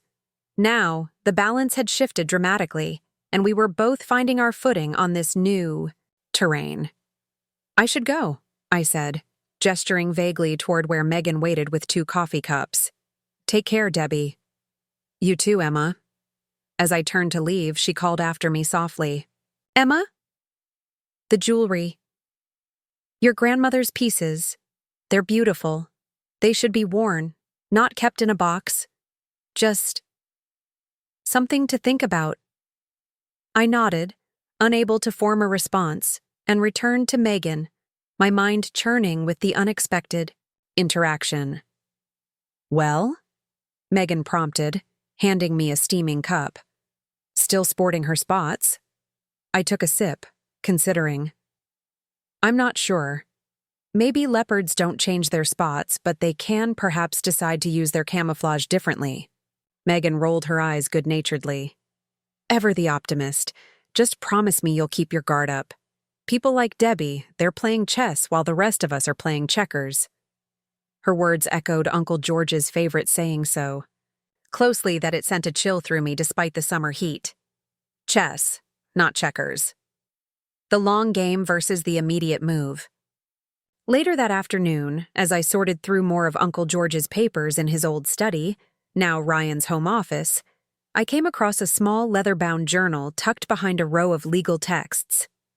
Inside, in Uncle George's distinctive handwriting, were dated entries spanning nearly 20 years. I hesitated, feeling like an intruder, but curiosity won out. I flipped to a random page dated about 5 years ago. Spoke with Ryan today about Emma's concerns regarding Deborah's financial requests. He remains blind to the pattern, defensive when questioned. Difficult position for a son, caught between mother and wife. Emma sees clearly, but doubts herself due to Ryan's reaction. Must find a way to protect them both after I'm gone. The mortgage. Idea has merit. Not as punishment, but as insurance. Will speak with Thomas about legalities. I turned pages, finding another entry from shortly before his illness. Transaction complete. Mortgage now in my name through the management company. Deborah doesn't suspect. Hope this precaution proves unnecessary, but experience suggests otherwise. Emma is stronger than she knows. When the time comes, she'll understand what needs to be done. Tears pricked at the corners of my eyes as I read his prescient words. Uncle George had seen this coming, had prepared for it meticulously, had understood both Debbie's patterns and my own strengths better than I had myself. The sound of the front door opening pulled me from my thoughts. Ryan's footsteps echoed in the hallway, followed by the thud of grocery bags on the kitchen counter. "Em? You home?" "In the study," I called back, quickly returning the journal to its hiding place. This was something to process on my own before sharing with Ryan, whose relationship with his mother remained complicated enough without adding Uncle George's private observations. Ryan appeared in the doorway, his hair windblown, a grocery receipt dangling from his fingers. "I ran into Mrs. Abernathy at the store. She mentioned you spoke with Mom at the farmer's market." I nodded, standing to help unpack the groceries. Briefly, she seemed different. Ryan followed me to the kitchen, leaning against the counter, as I began organizing the purchases. "Different how?" I considered the question, trying to articulate what I'd observed. "Less artificial, more present, I guess." "She's reading self-help books about starting over." Ryan snorted softly. "That's new. Mom's always considered self-help books beneath her. Said they were for people too weak to solve their own problems." "Well, maybe she's realizing she needs help solving hers," I suggested, placing a carton of eggs in the refrigerator. "People can change when their circumstances force them to see reality." "Maybe," Ryan conceded, though doubt lingered in his voice. "Or maybe it's just a new strategy. Mom's always been adaptable." I couldn't argue with his skepticism. Years of experience had taught us both to question Debbie's motivations, to look for the manipulation beneath seemingly innocent actions. But something about her demeanor today had felt different. The absence of performance, perhaps, or the quiet acceptance of her changed circumstances. "Are you still going to help her tomorrow?" I asked. Ryan nodded. "Said I'd be there around 10. She wants to start with the living room, deciding what furniture to keep for the apartment, what to sell." "That makes sense," I said, folding the reusable grocery bags. "It's probably overwhelming to tackle the whole house at once." "Want to come?" Ryan asked, his tone careful. "No pressure either way." I hesitated, torn between establishing distance for my own well-being and the pull of curiosity about this potentially changing dynamic. "I'll think about it," I said finally. "Let you know in the morning." That evening, I found myself drawn back to the leather journal, reading entries that spanned from before I entered the family to just weeks before Uncle George's passing. The picture they painted was both troubling and illuminating. Debbie's manipulations documented with clinical precision, but also moments of genuine care for Ryan, flashes of the person she might have been without the overwhelming fear that drove her deceptions. One entry from 15 years ago stood out. "Spoke with Deborah today about Ryan's engagement to Emma. Her response was revealing, immediate concern about financial implications rather than her son's happiness." "What about our arrangement?" she asked. When I pressed, she backtracked, insisted she was merely concerned about Ryan's future security. The facade briefly slipped. She fears losing access to Ryan's resources once he has a wife to consider. Must watch this situation carefully. Our arrangement. The phrase resonated oddly, suggesting some agreement between Debbie and Uncle George that went beyond normal family relations. I flipped back through earlier entries, searching for clarification, and found it in an entry dated 22 years ago, when Ryan would have been about 15. "Made arrangement with Deborah today. Will provide financial support for Ryan's education and certain household expenses in exchange for guaranteed access to my grandnephew. She has been increasingly limiting my time with him, using financial needs as excuses to keep him working rather than visiting me. Distasteful to basically purchase visitation, but Ryan's welfare must come first. This way, his education is secured regardless of Deborah's management of funds." The revelation sent a chill through me. Uncle George had essentially been paying Debbie for access to Ryan, creating a financial dependency she exploited while he used it to maintain a relationship with his grandnephew. It wasn't the straightforward villain-victim narrative I had constructed. It was a complex dance of manipulation, countermoves, and genuine love entangled with financial transactions. By the time I closed the journal near midnight, my perspective had shifted subtly. Uncle George, for all his wisdom and foresight, had been part of the dysfunctional system. Trying to protect Ryan, yes, but also enabling Debbie's financial manipulation by making it profitable. And Debbie, while undeniably exploitative, had been caught in her own trap of appearances and expectations, unable to ask directly for what she needed without risking her carefully constructed image. The next morning, I woke before Ryan, my mind still processing the journal's revelations. Making a sudden decision, I left a note on the kitchen counter. Heading to your mom's to help. Meet you there. The drive to Maple Ridge Estates was familiar, but felt different now, informed by new understanding of the complex history that connected our family. As I pulled into Debbie's driveway, I noted the realtor sign with its bright, sale pending banner now affixed across the top. Debbie answered the door in old jeans and a faded t-shirt, her hair pulled back in a simple ponytail, her face free of makeup. The transformation from her usual polished appearance was so complete that for a moment I wondered if I had the wrong house. "Emma," she said, surprise evident in her voice. "I wasn't expecting you." "I know," I replied, feeling oddly calm. "I thought maybe you could use an extra set of hands." She stepped back, gesturing me inside. The house's interior had, already begun to show signs of dismantling.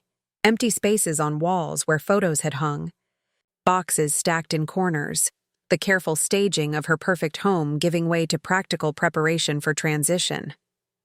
"I've started in the living room," she explained, leading me to where items had been sorted into distinct piles. Keep, sell, donate. I'm trying to be ruthless, but... She gestured helplessly at a crystal vase. "Some things are harder to categorize." I nodded, understanding the challenge. Material possessions often carried emotional weight beyond their practical value, serving as anchors to memories, identities, versions of ourselves we wanted to preserve. "Why don't I help with the books?" I suggested, indicating the built-in shelves that lined one wall. "Those are usually easier to sort objectively." Debbie looked relieved. "That would be wonderful. Coffee? I still have the machine set up."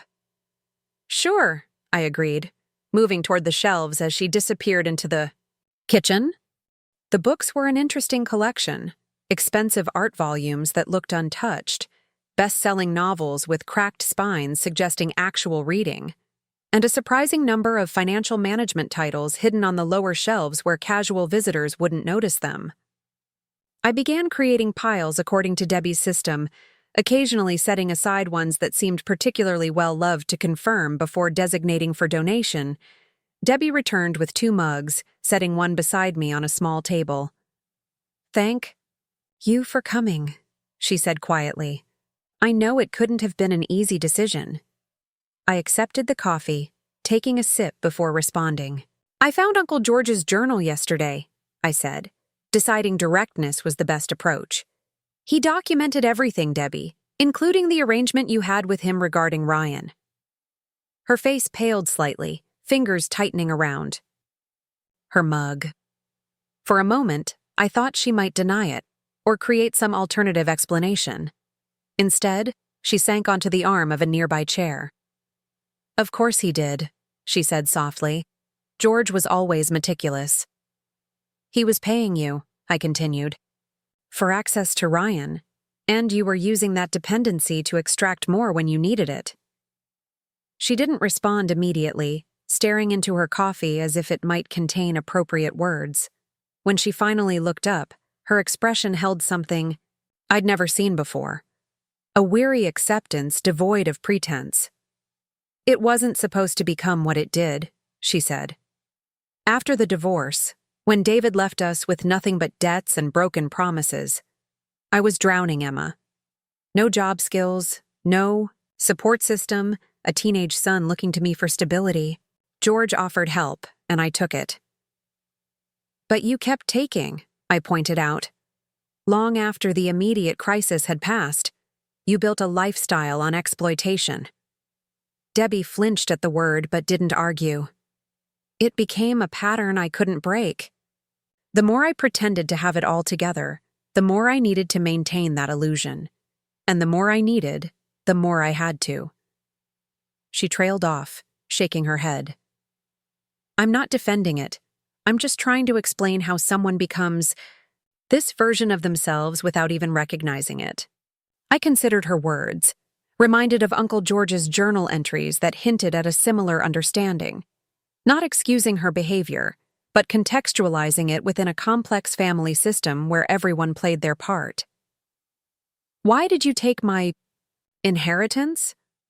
I asked the question that had burned in me since discovering the theft. You must have known it would all come out eventually. Debbie set her coffee down, running a hand over her face in a gesture so reminiscent of Ryan that it momentarily disarmed me. Panic, she admitted. Pure panic. The mortgage payments had fallen behind, the credit cards were maxed out, the property, taxes were overdue, and suddenly there you were, not just with a substantial inheritance, but with the legal power to take away the last piece of my facade. She looked up, meeting my eyes directly. It wasn't personal, Emma. It was desperation. It felt pretty personal from my hospital bed, I said, unable to keep the edge from my voice. I know, she whispered, and I'll regret that until the day I die. The simple acknowledgement, free of excuses or deflection, settled between us like a weight and a release simultaneously. Before I could respond, the front door opened and Ryan's voice called out, Mom? Emma? You guys here? In the living room, Debbie called back, quickly wiping her eyes with the back of her hand. Ryan appeared in the doorway, surprise evident. On his face as he took in the scene, his wife and mother sitting among boxes and sorted possessions, an obvious conversation interrupted. Everything okay? He asked cautiously. I nodded, standing to place a reassuring hand on his arm. We're just talking while sorting, getting some things in the open. He glanced between us, clearly trying to gauge the emotional temperature of the room. Good things in the open or bad things in the open? Necessary things, Debbie said quietly. Long overdue necessary things. Ryan seemed to accept this, moving to examine the sorted piles. You've made progress. What's the plan? Of attack? As Debbie outlined the areas still needing attention, I observed the interaction between mother and son with new eyes. The subtle manipulations I was accustomed to detecting in Debbie's body language and word choice were notably absent, replaced by a directness that seemed almost foreign coming from her. We settled into a productive rhythm, working through the living room and moving to the dining room by mid-afternoon. The process unearthed unexpected revelations. Photo albums Debbie had carefully maintained of Ryan's childhood, including many pictures of him with Uncle George. A collection of handwritten recipes passed down from Debbie's grandmother. Academic awards from Debbie's own school days that none of us knew about. You were valedictorian? Ryan asked, holding up a faded certificate from Lakeside High School, dated 1978. Debbie looked up from the china cabinet she was emptying, a mixture of embarrassment and pride crossing her face. Yes, scholarship to state too. I had no idea, Ryan said, clearly stunned by this glimpse of a mother he hadn't known existed. You never mentioned it. She shrugged, wrapping a delicate teacup in newspaper. It didn't seem relevant after I dropped out to marry your father. 1 semester of college, then wedding bells and babies. That was the expectation for girls like me back then. But you were obviously smart, I said, gesturing to the certificate. You could have gone back, finished your degree later. Debbie's laugh held no humor. With what support system? What money? David made it clear that his wife wasn't going to work outside the home. It would reflect poorly on him, suggest he couldn't provide. She sealed a box with packing tape, the sharp sound punctuating her words. By the time he left, I was almost 40 with no resume and a teenage son. The closest I got to using my brain was figuring out how to make a dollar stretch into 5. The revelation cast her subsequent financial manipulations in a different light, not excusing them, but providing context I hadn't previously considered. Debbie had been intelligent, ambitious, trapped in a life that offered limited options, and then abandoned to navigate that limitation alone. She had chosen deception and exploitation as her tools for survival, but the root desperation suddenly seemed more comprehensible. As the afternoon progressed into evening, the atmosphere evolved from tense productivity to something almost companionable. Ryan ordered pizza, and we ate sitting on boxes in the half-emptied dining room, sharing stories unearthed by discovered objects. Ryan's childhood baseball trophies, photographs from family vacations, holiday decorations laden with memories. "Remember when you tried to make that traditional English Christmas pudding?" Ryan asked his mother, laughing at the memory. "The one that nearly burned down the kitchen?" Debbie smiled, the expression reaching her eyes in a way I rarely witnessed. "How could I forget? The recipe said to douse it in brandy and light it, but it didn't specify how much brandy was too much." "The flames went up to the ceiling," Ryan told me, gesturing dramatically. "Dad had to use the fire extinguisher. We ended up having Christmas cookies for dessert instead." "Your father was furious," Debbie recalled, her smile fading slightly. "Said I'd embarrassed him in front of his colleagues. It was just one more item on the list of my failings." The casual revelation of emotional abuse landed heavily in the room. Ryan's expression shifted from amusement to concern. "He said that a lot, didn't he?" he asked quietly. "That you embarrassed him or disappointed him?" Debbie nodded, setting aside her paper plate. "It was his favorite tool for keeping me in line. And it worked because I believed him. Believed I was always one mistake away from confirming I wasn't. Good enough." She glanced at me, her expression open in a way I'd never seen before. "After he left, I transferred that fear to everyone else. What would the neighbors think? What would Ryan's teachers assume? What would new daughter-in-law conclude?" She smiled sadly. "Turns out, living for others' approval is exhausting, and ultimately, futile." "Why now?" I asked, the question that had been simmering since our confrontation. "Why are you different now after all these years?" Debbie considered the question, taking a sip of her water before answering. "Because I have nothing left to lose," she said simply. "The facade is gone. The pretense is over. I'm just me. Whoever that is." She gestured around the half-empty room. "It's terrifying and liberating at the same time."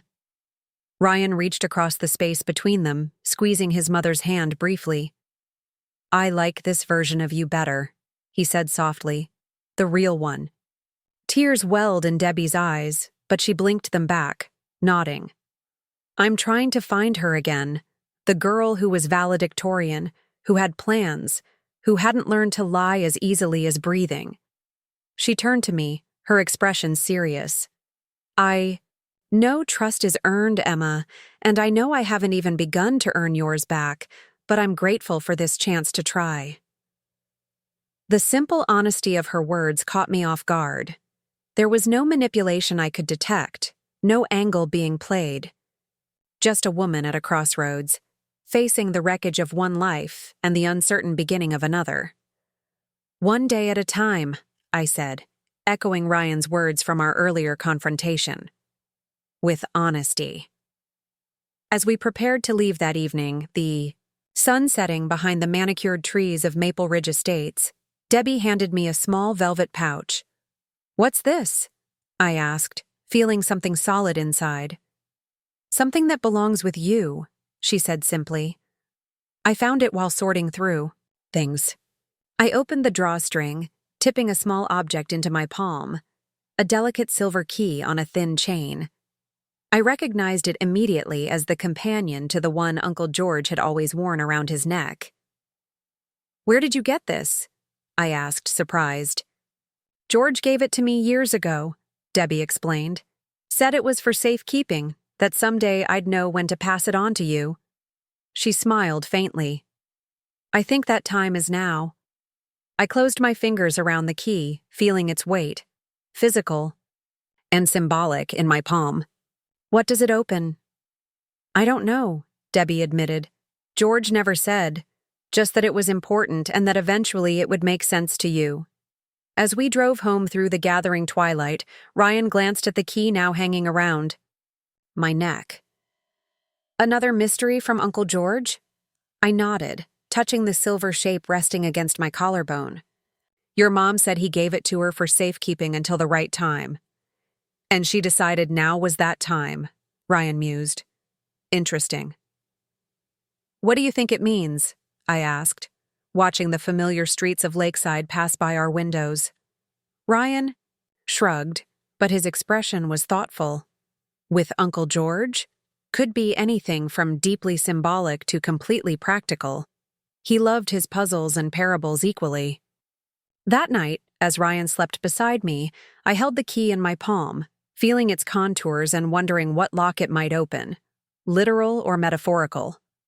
Uncle George had left us many keys in a sense, the inheritance that provided security, the mortgage that offered protection, the journal that revealed truth. And now, this small silver object passed from Uncle George to Debbie to me, connecting us in ways I was only beginning to understand.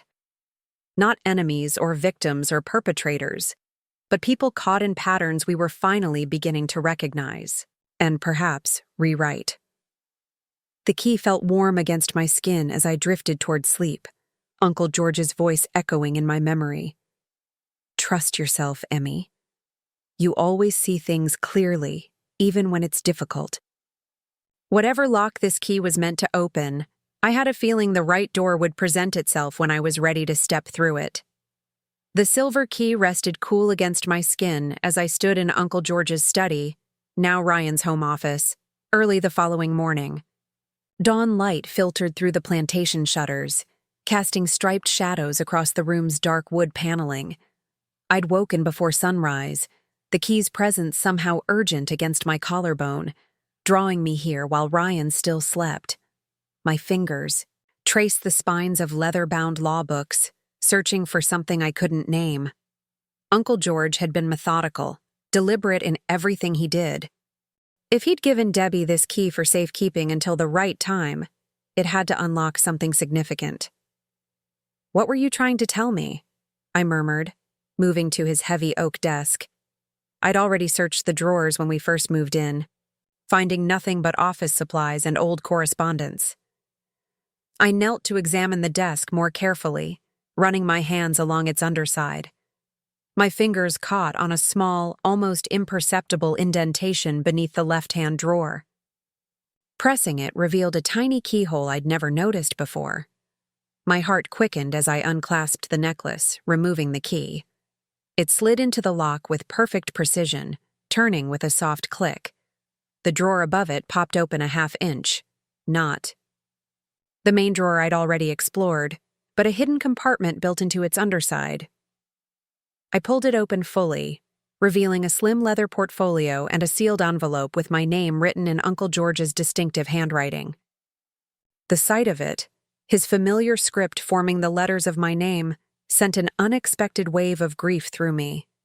I touched the envelope gently, as if it might somehow connect me to him again, before carefully opening it. Dear Emmy, if you're reading this, then several things have likely come to pass. I am gone. The inheritance has been transferred to you. And most importantly, you have discovered something about Deborah that necessitated confrontation. The key you now hold was always meant for you, but the timing of its delivery mattered.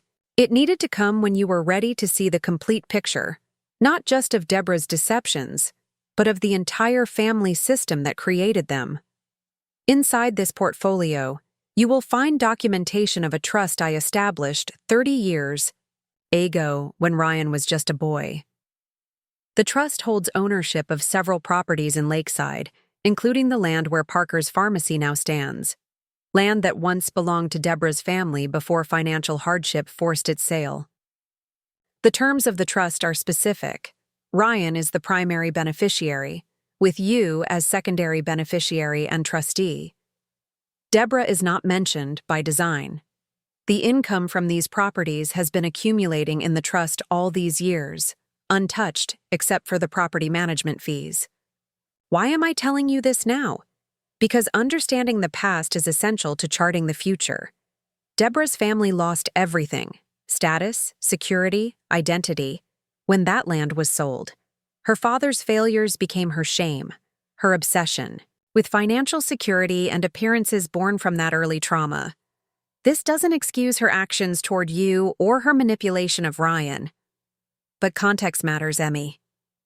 You've always been one to see beyond the surface, to find the deeper currents that move people.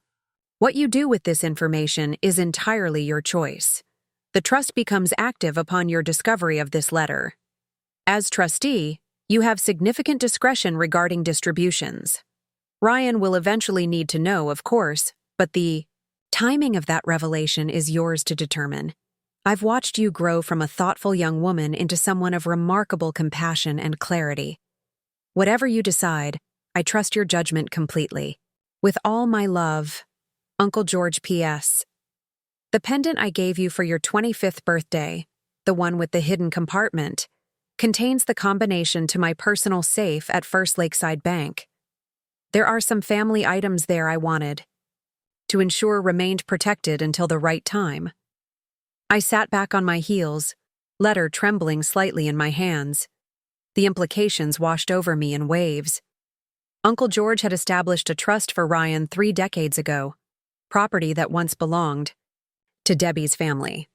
He had deliberately excluded her from its benefits while ensuring her son would be provided for. Was it kindness or cruelty, protection or punishment? The complexity of Uncle George's actions mirrored the complexity of the entire situation. No simple villains or heroes, just people making choices based on their histories, fears, and hopes. The portfolio revealed details that made my head spin. The trust held ownership of 3 prime commercial properties in downtown Lakeside, generating substantial rental income that had been reinvested for 30 years. The current value was just over $2 million. $2 million. Sitting untouched while Debbie constructed elaborate deceptions to maintain appearances, while Ryan worked extra shifts during college, while I worried about hospital bills after the accident. The revelation sent anger flaring bright and hot, not at Uncle George exactly, but at the twisted pattern all of us had been caught in for so long. I was still sitting on the floor, portfolio open before me, when Ryan appeared in the doorway, hair tousled from sleep. Em? What are you doing up so early? I looked up at him, suddenly uncertain how to explain what I'd discovered. The trust was rightfully his, but revealing it meant unraveling yet another layer of family complication. And beneath my hesitation lay a question. Was I any better than Debbie or Uncle George if I withheld information that would impact Ryan's life? I found something, I said simply, holding up the key. It opened a hidden compartment in Uncle George's desk. Ryan's eyes widened as he crossed the room, kneeling beside me. Secret compartments? That's very Uncle George. His gaze dropped to the open portfolio. What's all this? I took a deep breath. It's a trust, established by Uncle George 30 years ago, for you. Ryan's brow furrowed as he reached for the documents. A trust? I don't understand. Uncle, George bought several properties downtown and placed them in trust for you, I explained, watching his expression carefully. Properties that apparently once belonged to your mother's family, before they lost them due to financial problems. Ryan sat heavily on the floor beside me, scanning the pages with increasing disbelief. $2 million? This can't be right. According to these documents, it is, I said quietly. There's more, Ryan. The land where Parker's pharmacy stands, it was your grandfather Parker's before he lost it. Uncle George bought it back decades later and put it in this trust for you. Ryan looked up sharply.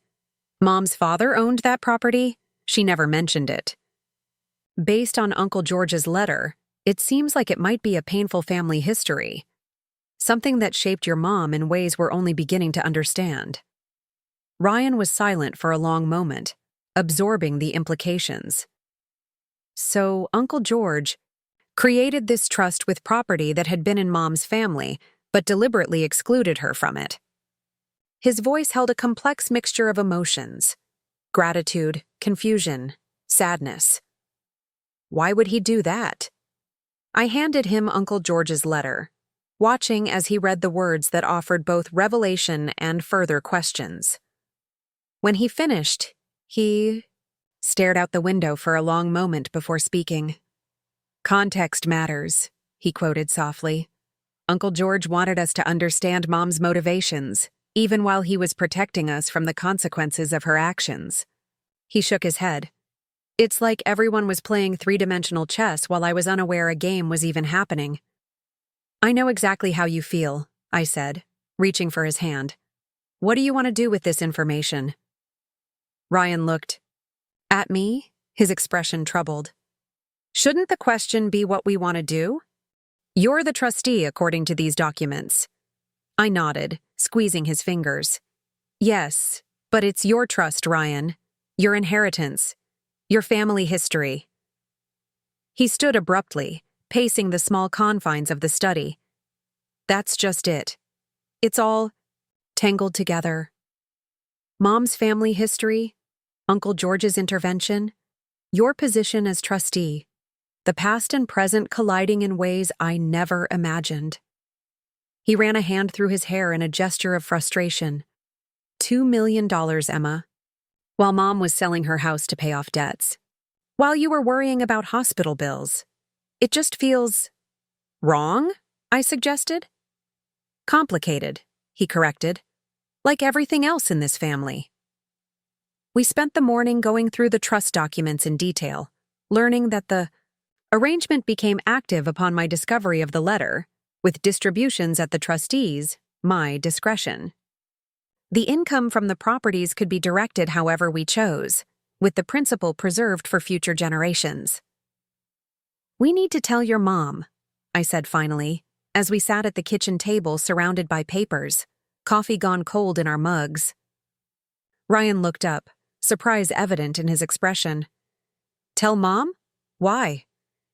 "Because keeping secrets is what got this family into such a tangled mess to begin with," I said firmly. "And because, regardless of what she's done in the past, she deserves to know about her family's property. Uncle George may have had his reasons for structuring things this way, but we don't have to continue the pattern of withholding information." Ryan considered this, conflict visible in his features. "What if she tries to manipulate the situation? What if this just gives her another angle to exploit?" "Then we'll deal with it," I said simply. "But I don't think she will. I think the Debbie we've seen recently, the one without the facade, might respond differently than we expect." Ryan nodded slowly. "Okay, but let's be strategic about this. No ambushes, no dramatic revelations, just a straightforward conversation." We agreed to invite Debbie for dinner the following evening, giving ourselves time to process the discovery and decide how best to approach the conversation. Ryan called her, his voice carefully casual as he extended the invitation without explaining its purpose. The next day passed in a blur of anticipation and preparation. I found myself unusually nervous about Debbie's visit, not with the old tension of expected manipulation, but with uncertainty about how this new revelation would affect the fragile peace we were beginning to establish. At precisely 6 o'clock, the doorbell rang. Ryan answered it, returning to the kitchen with Debbie, who carried a small bouquet of flowers from her new apartment's balcony garden. A modest gesture compared to the elaborate hostess gifts she once brought to family gatherings. "These are lovely," I said, accepting them and searching for a vase. "Thank you." Debbie smiled, the expression still holding traces of uncertainty. "They're not much, but I'm learning to work with what I have." She glanced around the kitchen, taking in the formal table setting. "This looks serious. Should I be worried?" Ryan exchanged a look with me before responding. "Not worried, exactly. but we do have something important to discuss. Dinner was a somewhat stilted affair, all three of us aware of the unspoken conversation, waiting in the wings. We made small talk about Debbie's apartment, the sale of her house, Ryan's work, my recovery. Beneath it all ran the current of anticipation, building until the dishes were cleared and we moved to the living room. I brought the portfolio with us, setting it on the coffee table as we settled into our seats. Debbie's eyes fixed on it immediately, recognition flickering in her expression. "That's George's portfolio," she said quietly. "The one he always carried to important meetings." Ryan nodded. "Uncle George left something for us to find. Something about your family, Mom." Debbie went very still, her hands clasping tightly in her lap. "My family? What could George possibly have left about my family?" I opened the portfolio, removing the trust documents but keeping Uncle George's personal letter separate. Some things were meant just for us. "This is a trust established 30 years ago," I explained, handing her the summary page, "for property that once belonged to your parents."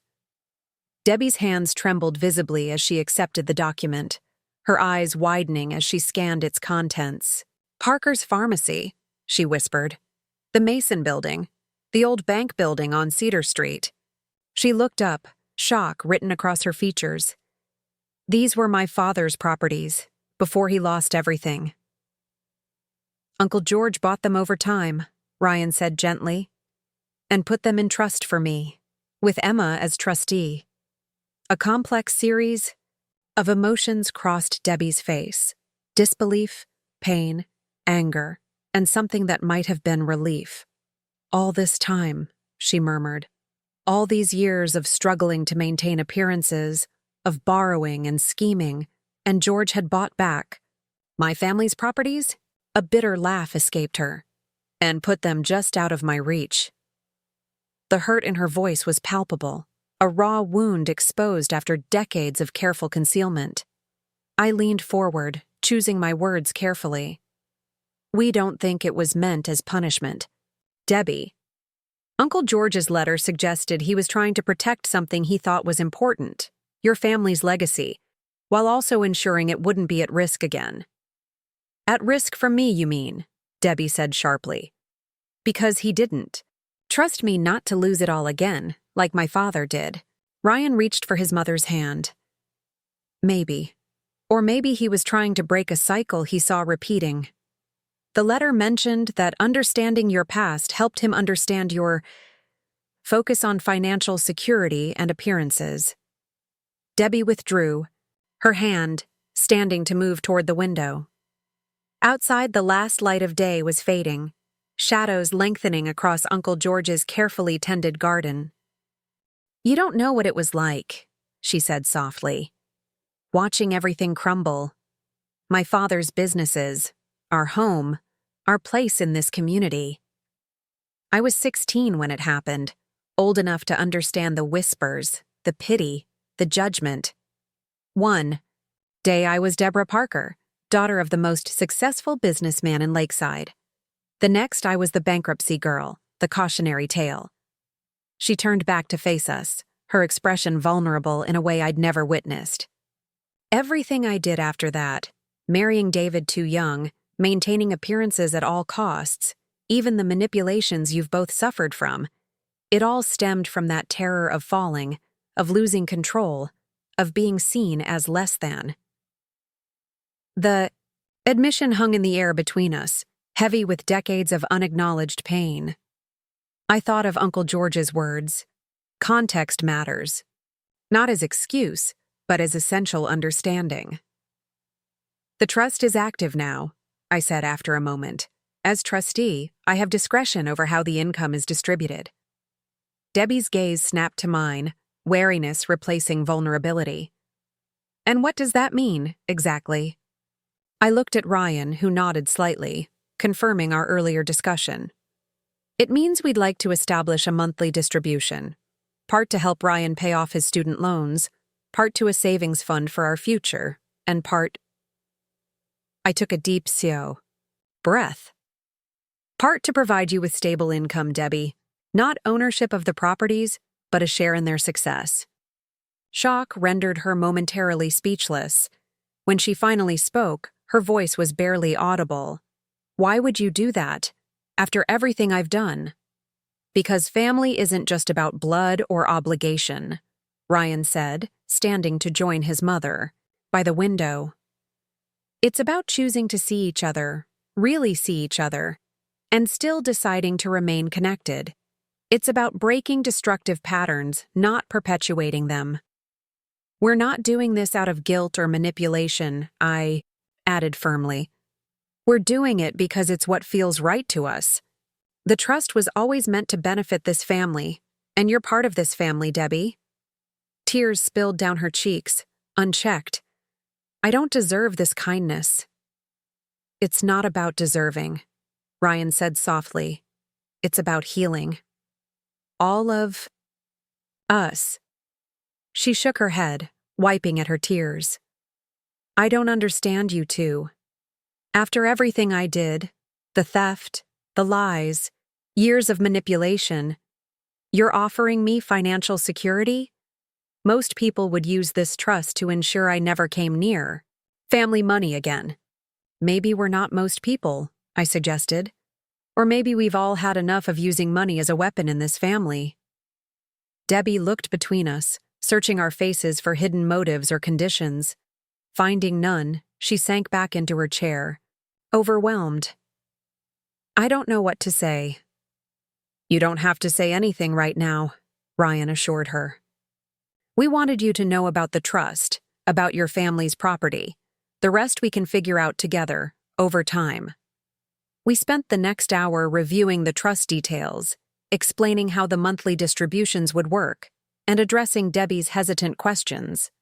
As the evening drew to a close, a fragile new understanding seemed to settle over the three of us. Not forgiveness exactly, not yet, but a foundation upon which it might eventually be built. As Ryan walked his mother to her car, I remained in the living room, Uncle George's portfolio open before me. The second letter he'd mentioned, the one about items in his safe, remained to be explored. I touched the pendant hanging beside the silver key, remembering when he'd given it to me on my 25th birthday. Something to keep your secrets safe, he'd said with a wink. I'd never thought to examine it closely, assuming it was simply a decorative heirloom. Now, turning it over in my fingers, I found the nearly invisible seam along its edge. Pressing gently, the front panel swung open, revealing not an empty compartment, but a tiny slip of paper with numbers written in Uncle George's hand, 10, 24, 42, 16. The combination to his safe at First Lakeside Bank. Another door waiting to be opened, another layer of family history to be revealed. Ryan returned, closing the front door behind him. Mom's gone. She was pretty overwhelmed. Said she needs time to process everything. He sat beside me, noticing the open pendant. What's that? The combination to Uncle George's safe deposit. Box, I explained. There's apparently more waiting for us to discover. Ryan groaned, though his eyes held a glimmer of curious anticipation. Of course there is. Uncle George never could resist a good mystery, could he? I smiled, closing the pendant. No, but I think we've had enough revelations for one night. The safe will still be there tomorrow.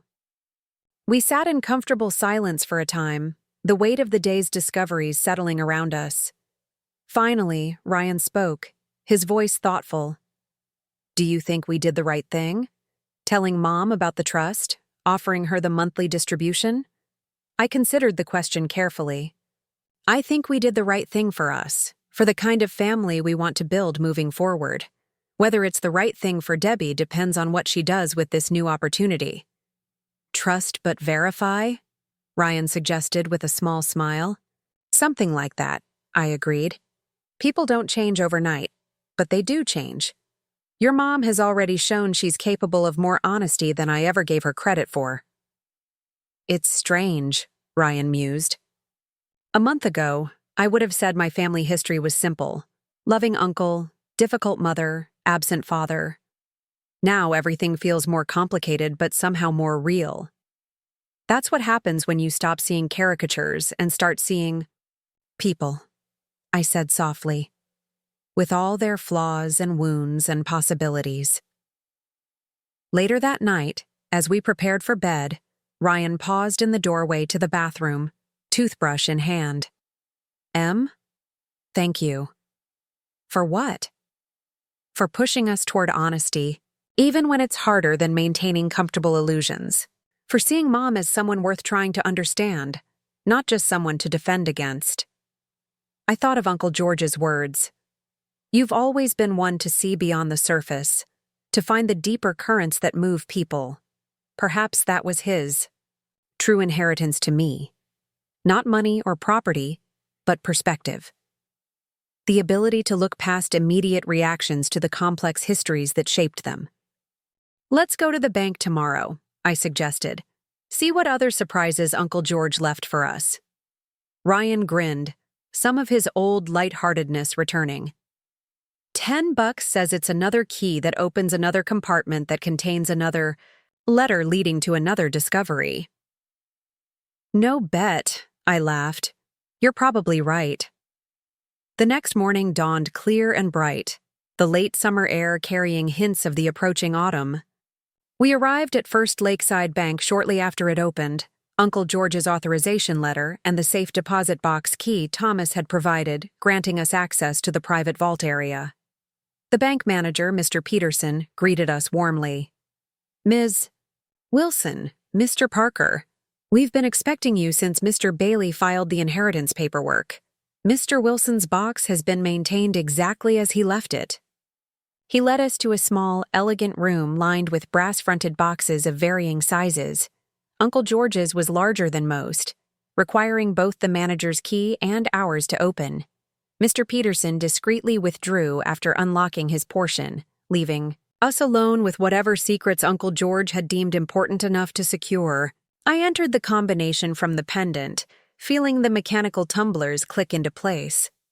The door swung open, revealing a space larger than I'd expected, filled with several document boxes and a small wooden chest. Ryan whistled softly. Uncle George believed in being thorough, didn't he? I lifted out the first box, opening it carefully. Inside were photographs, dozens of them, spanning decades. Many featured a young Debbie with her parents, standing proudly in front of Parker's pharmacy or the other downtown buildings. Others showed Ryan as a child, often with Uncle George, fishing or building model airplanes or simply sitting together on the porch of the lakeside house. I've never seen most of these, Ryan said, wonder in his voice as he examined a photo of himself at about 10, grinning widely with a missing front tooth, Uncle George's arm around his shoulders. I think Uncle George was collecting memories, I said softly, preserving a family history that might otherwise have been lost or rewritten. The second box contained legal documents detailing the purchase of each property now held in the trust, the careful, methodical acquisition of Debbie's family legacy over many years. Attached to each deed was a newspaper clipping about the original loss of the property, creating a timeline of the Parker family's financial collapse. The third box held personal correspondence, letters between Uncle George and Debbie's father, in the years before his death, revealing a relationship I'd never known existed. The older Parker had written to Uncle George from a veterans hospital in his final years, expressing regret for his financial recklessness and gratitude for George's quiet support of his daughter and grandson despite the family's fall from grace. Finally, we turned to the wooden chest. It was intricately carved, clearly antique, with the initials EP inlaid in mother of pearl on its lid. Elizabeth Parker, Ryan murmured. My grandmother. Mom said she had exquisite taste in jewelry, but everything was sold when they lost the house. I opened the chest carefully. Inside, nestled on velvet lining, was a collection of jewelry that took my breath away. Delicate Art Deco pieces, Victorian brooches, strands of pearls with the soft luster that only comes from generations of wear. Tucked beside them was a small, envelope addressed to Debbie in handwriting different from Uncle George's, older, more formal. It's from her mother, I realized, carefully opening the aged paper. Written before she died, entrusted to Uncle George to give to Debbie when the time was right. Ryan's hand covered mine, staying me from reading further. "We should let Mom read this first," he said quietly. "Some things should remain private, even in this new era of honesty." I nodded, understanding. We repacked the boxes carefully, taking only a few duplicate photographs and the wooden chest. The letter remained sealed, Debbie's mother's final, words preserved for their intended recipient alone. As we drove home, the chest secure on my lap, Ryan glanced over with a thoughtful expression. "You know what strikes me about all this? Uncle George spent decades quietly rebuilding what Debbie's family lost, while she was desperately trying to maintain the illusion that she'd never lost it in the first place." Two very different responses to the same family trauma, I agreed. One focused on substance, the other on appearance.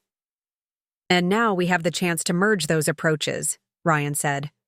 "Preserve the substance of the legacy while helping Mom let go of the illusions." I looked out at the familiar streets of Lakeside passing by, thinking of the generations who had walked them before us, the Parkers in their days of prominence, and their years of struggle, Uncle George with his quiet determination to protect what mattered, Ryan and I now navigating the complicated inheritance of both property and pattern. "I think that's what families are supposed to do," I said finally. "Learn from each generation's mistakes and strengths. Keep what's valuable. Let go of what's harmful." Ryan reached across the console, taking my hand. "If our kids someday find hidden keys and secret compartments revealing our private thoughts, I hope they'll think we did okay with that task." I squeezed his fingers, comforted by the simple contact. "They'll probably think we were just as complicated and mysterious as we now think Uncle George was."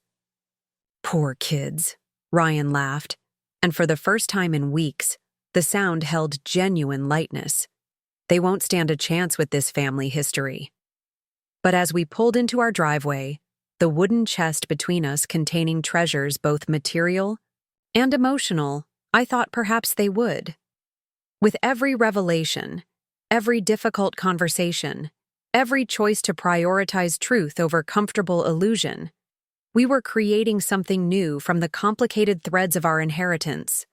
A legacy, worth passing on. Autumn arrived in Lakeside with a painter's touch, turning the maples along the shoreline into a blaze of crimson and gold. 3 months had passed since we discovered the jewelry chest and the letter meant for Debbie.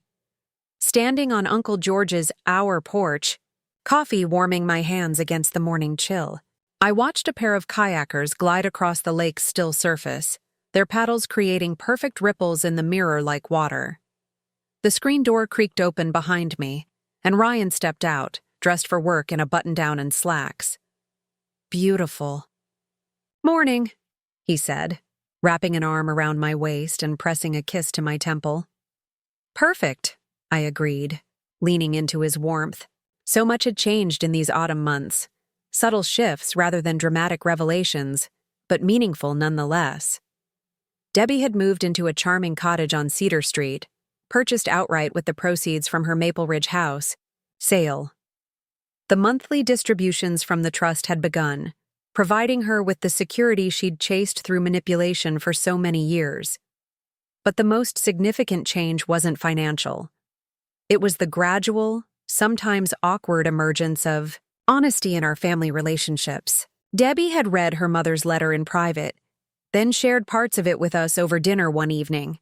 Elizabeth Parker's final thoughts for the daughter who would face the world without her. Words of resilience rather than regret. Of substance, over appearance. "Mom seems different since reading that letter," Ryan had observed afterward. "More grounded somehow." He was right. Debbie had begun returning her mother's jewelry, piece by piece, each one accompanied by a story or memory she'd never shared before. The beautiful items that had been hidden away in Uncle George's safe for decades were finding their way back into the light, worn for Sunday dinners or afternoon teas, rather than locked away as symbols of lost status. "What time is Mom coming?" "Over today?" Ryan asked, checking his watch. "Around 4, I replied. "She's bringing those photo albums she found in her father's things." Ryan nodded, a familiar mix of curiosity and caution in his expression. Each new layer of family history revealed complex emotions, not all of them comfortable. "I should be home by 5. Try not to solve all the family mysteries without me." I laughed, the sound carrying across the still morning air. "I'll save at least one for you."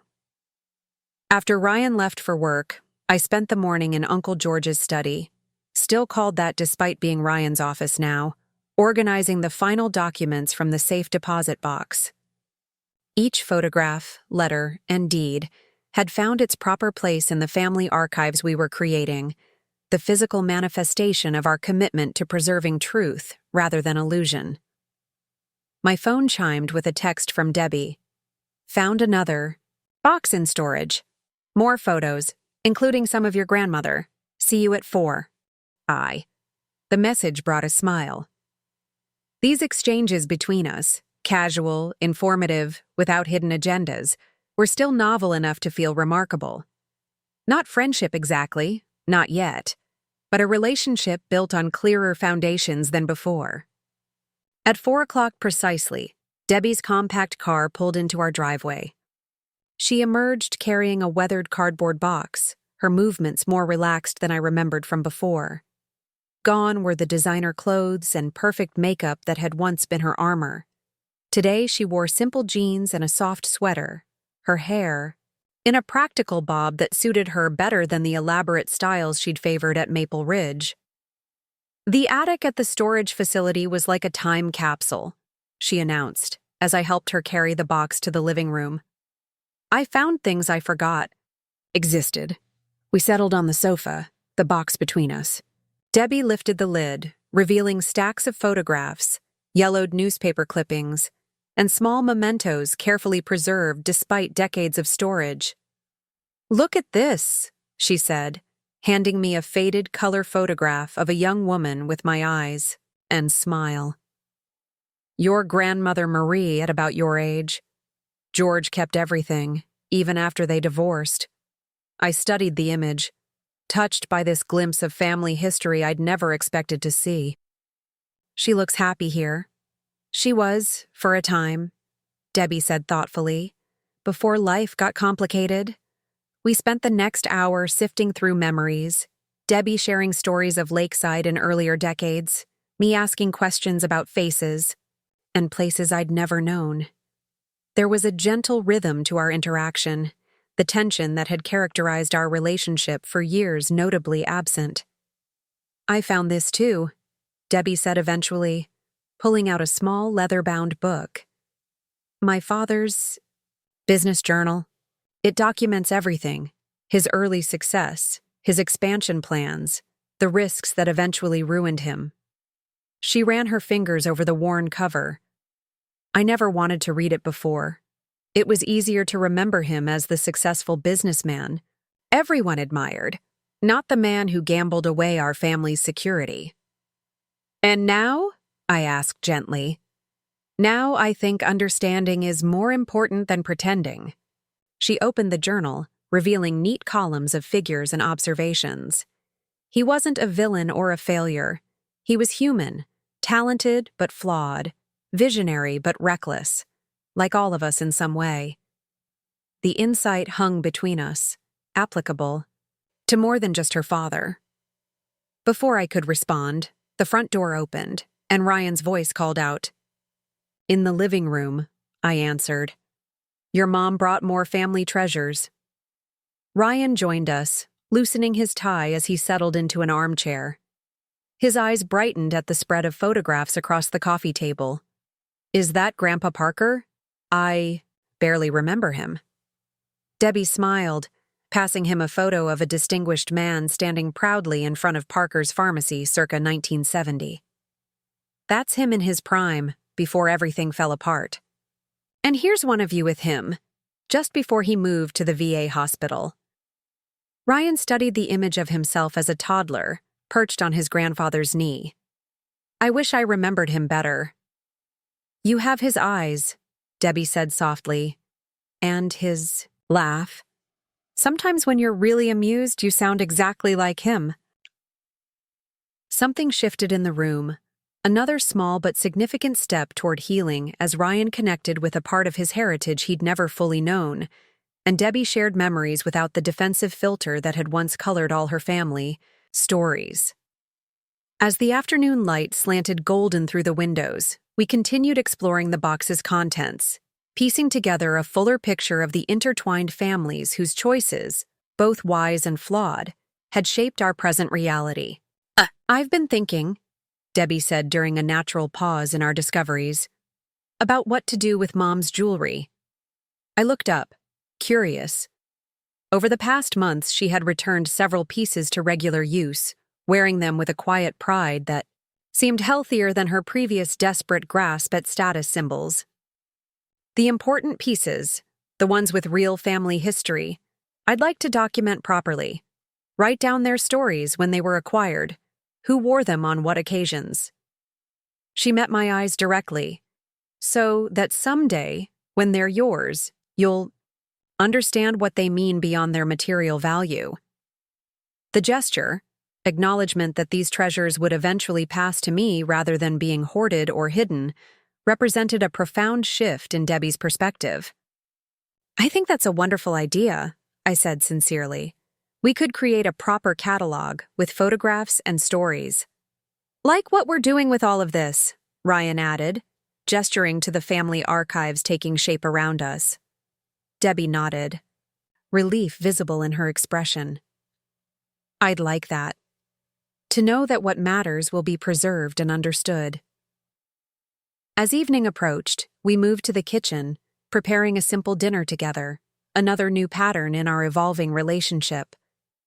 Standing side by side with Debbie at the counter, chopping vegetables while Ryan set the table, I felt a sense of quiet rightness. Not perfection. There were still moments of tension, old habits that occasionally surfaced, wounds not fully healed. But something authentic was taking root where pretense had once flourished. Trust was growing slowly, deliberately, in soil that had been carefully turned and tended. Later, as we sat on the porch watching the sunset paint the lake in shades of amber and rose, Ryan raised his glass in a simple toast. To family archives, the good, the bad, and the complicated. To truth over illusion, I added, thinking of how far we'd come since that hospital room revelation. Debbie considered a moment before adding her own contribution. To second chances. And to George, who somehow saw beyond all our messy humanness to what might be possible. We touched glasses as the day's final light glimmered across the water. The inheritance Uncle George had left us wasn't just the tangible assets, the lakeside house, the trust properties, the family heirlooms. It was this, the chance to rewrite old patterns, to choose truth over comfort, to build relationships based on who we truly were rather than who we pretended to be. The journey wasn't complete, perhaps it never would be. But sitting here with the two people whose lives had become so intricately entwined with mine, I felt something that had been missing in our family for generations. Peace. Not the false peace of secrets kept and truths avoided, but the authentic serenity that comes from facing reality together and finding, at its core, the possibility of grace. Up next, you've got two more standout stories right on your screen. If this one hit the mark, you won't want to pass these up. Just click and check them out.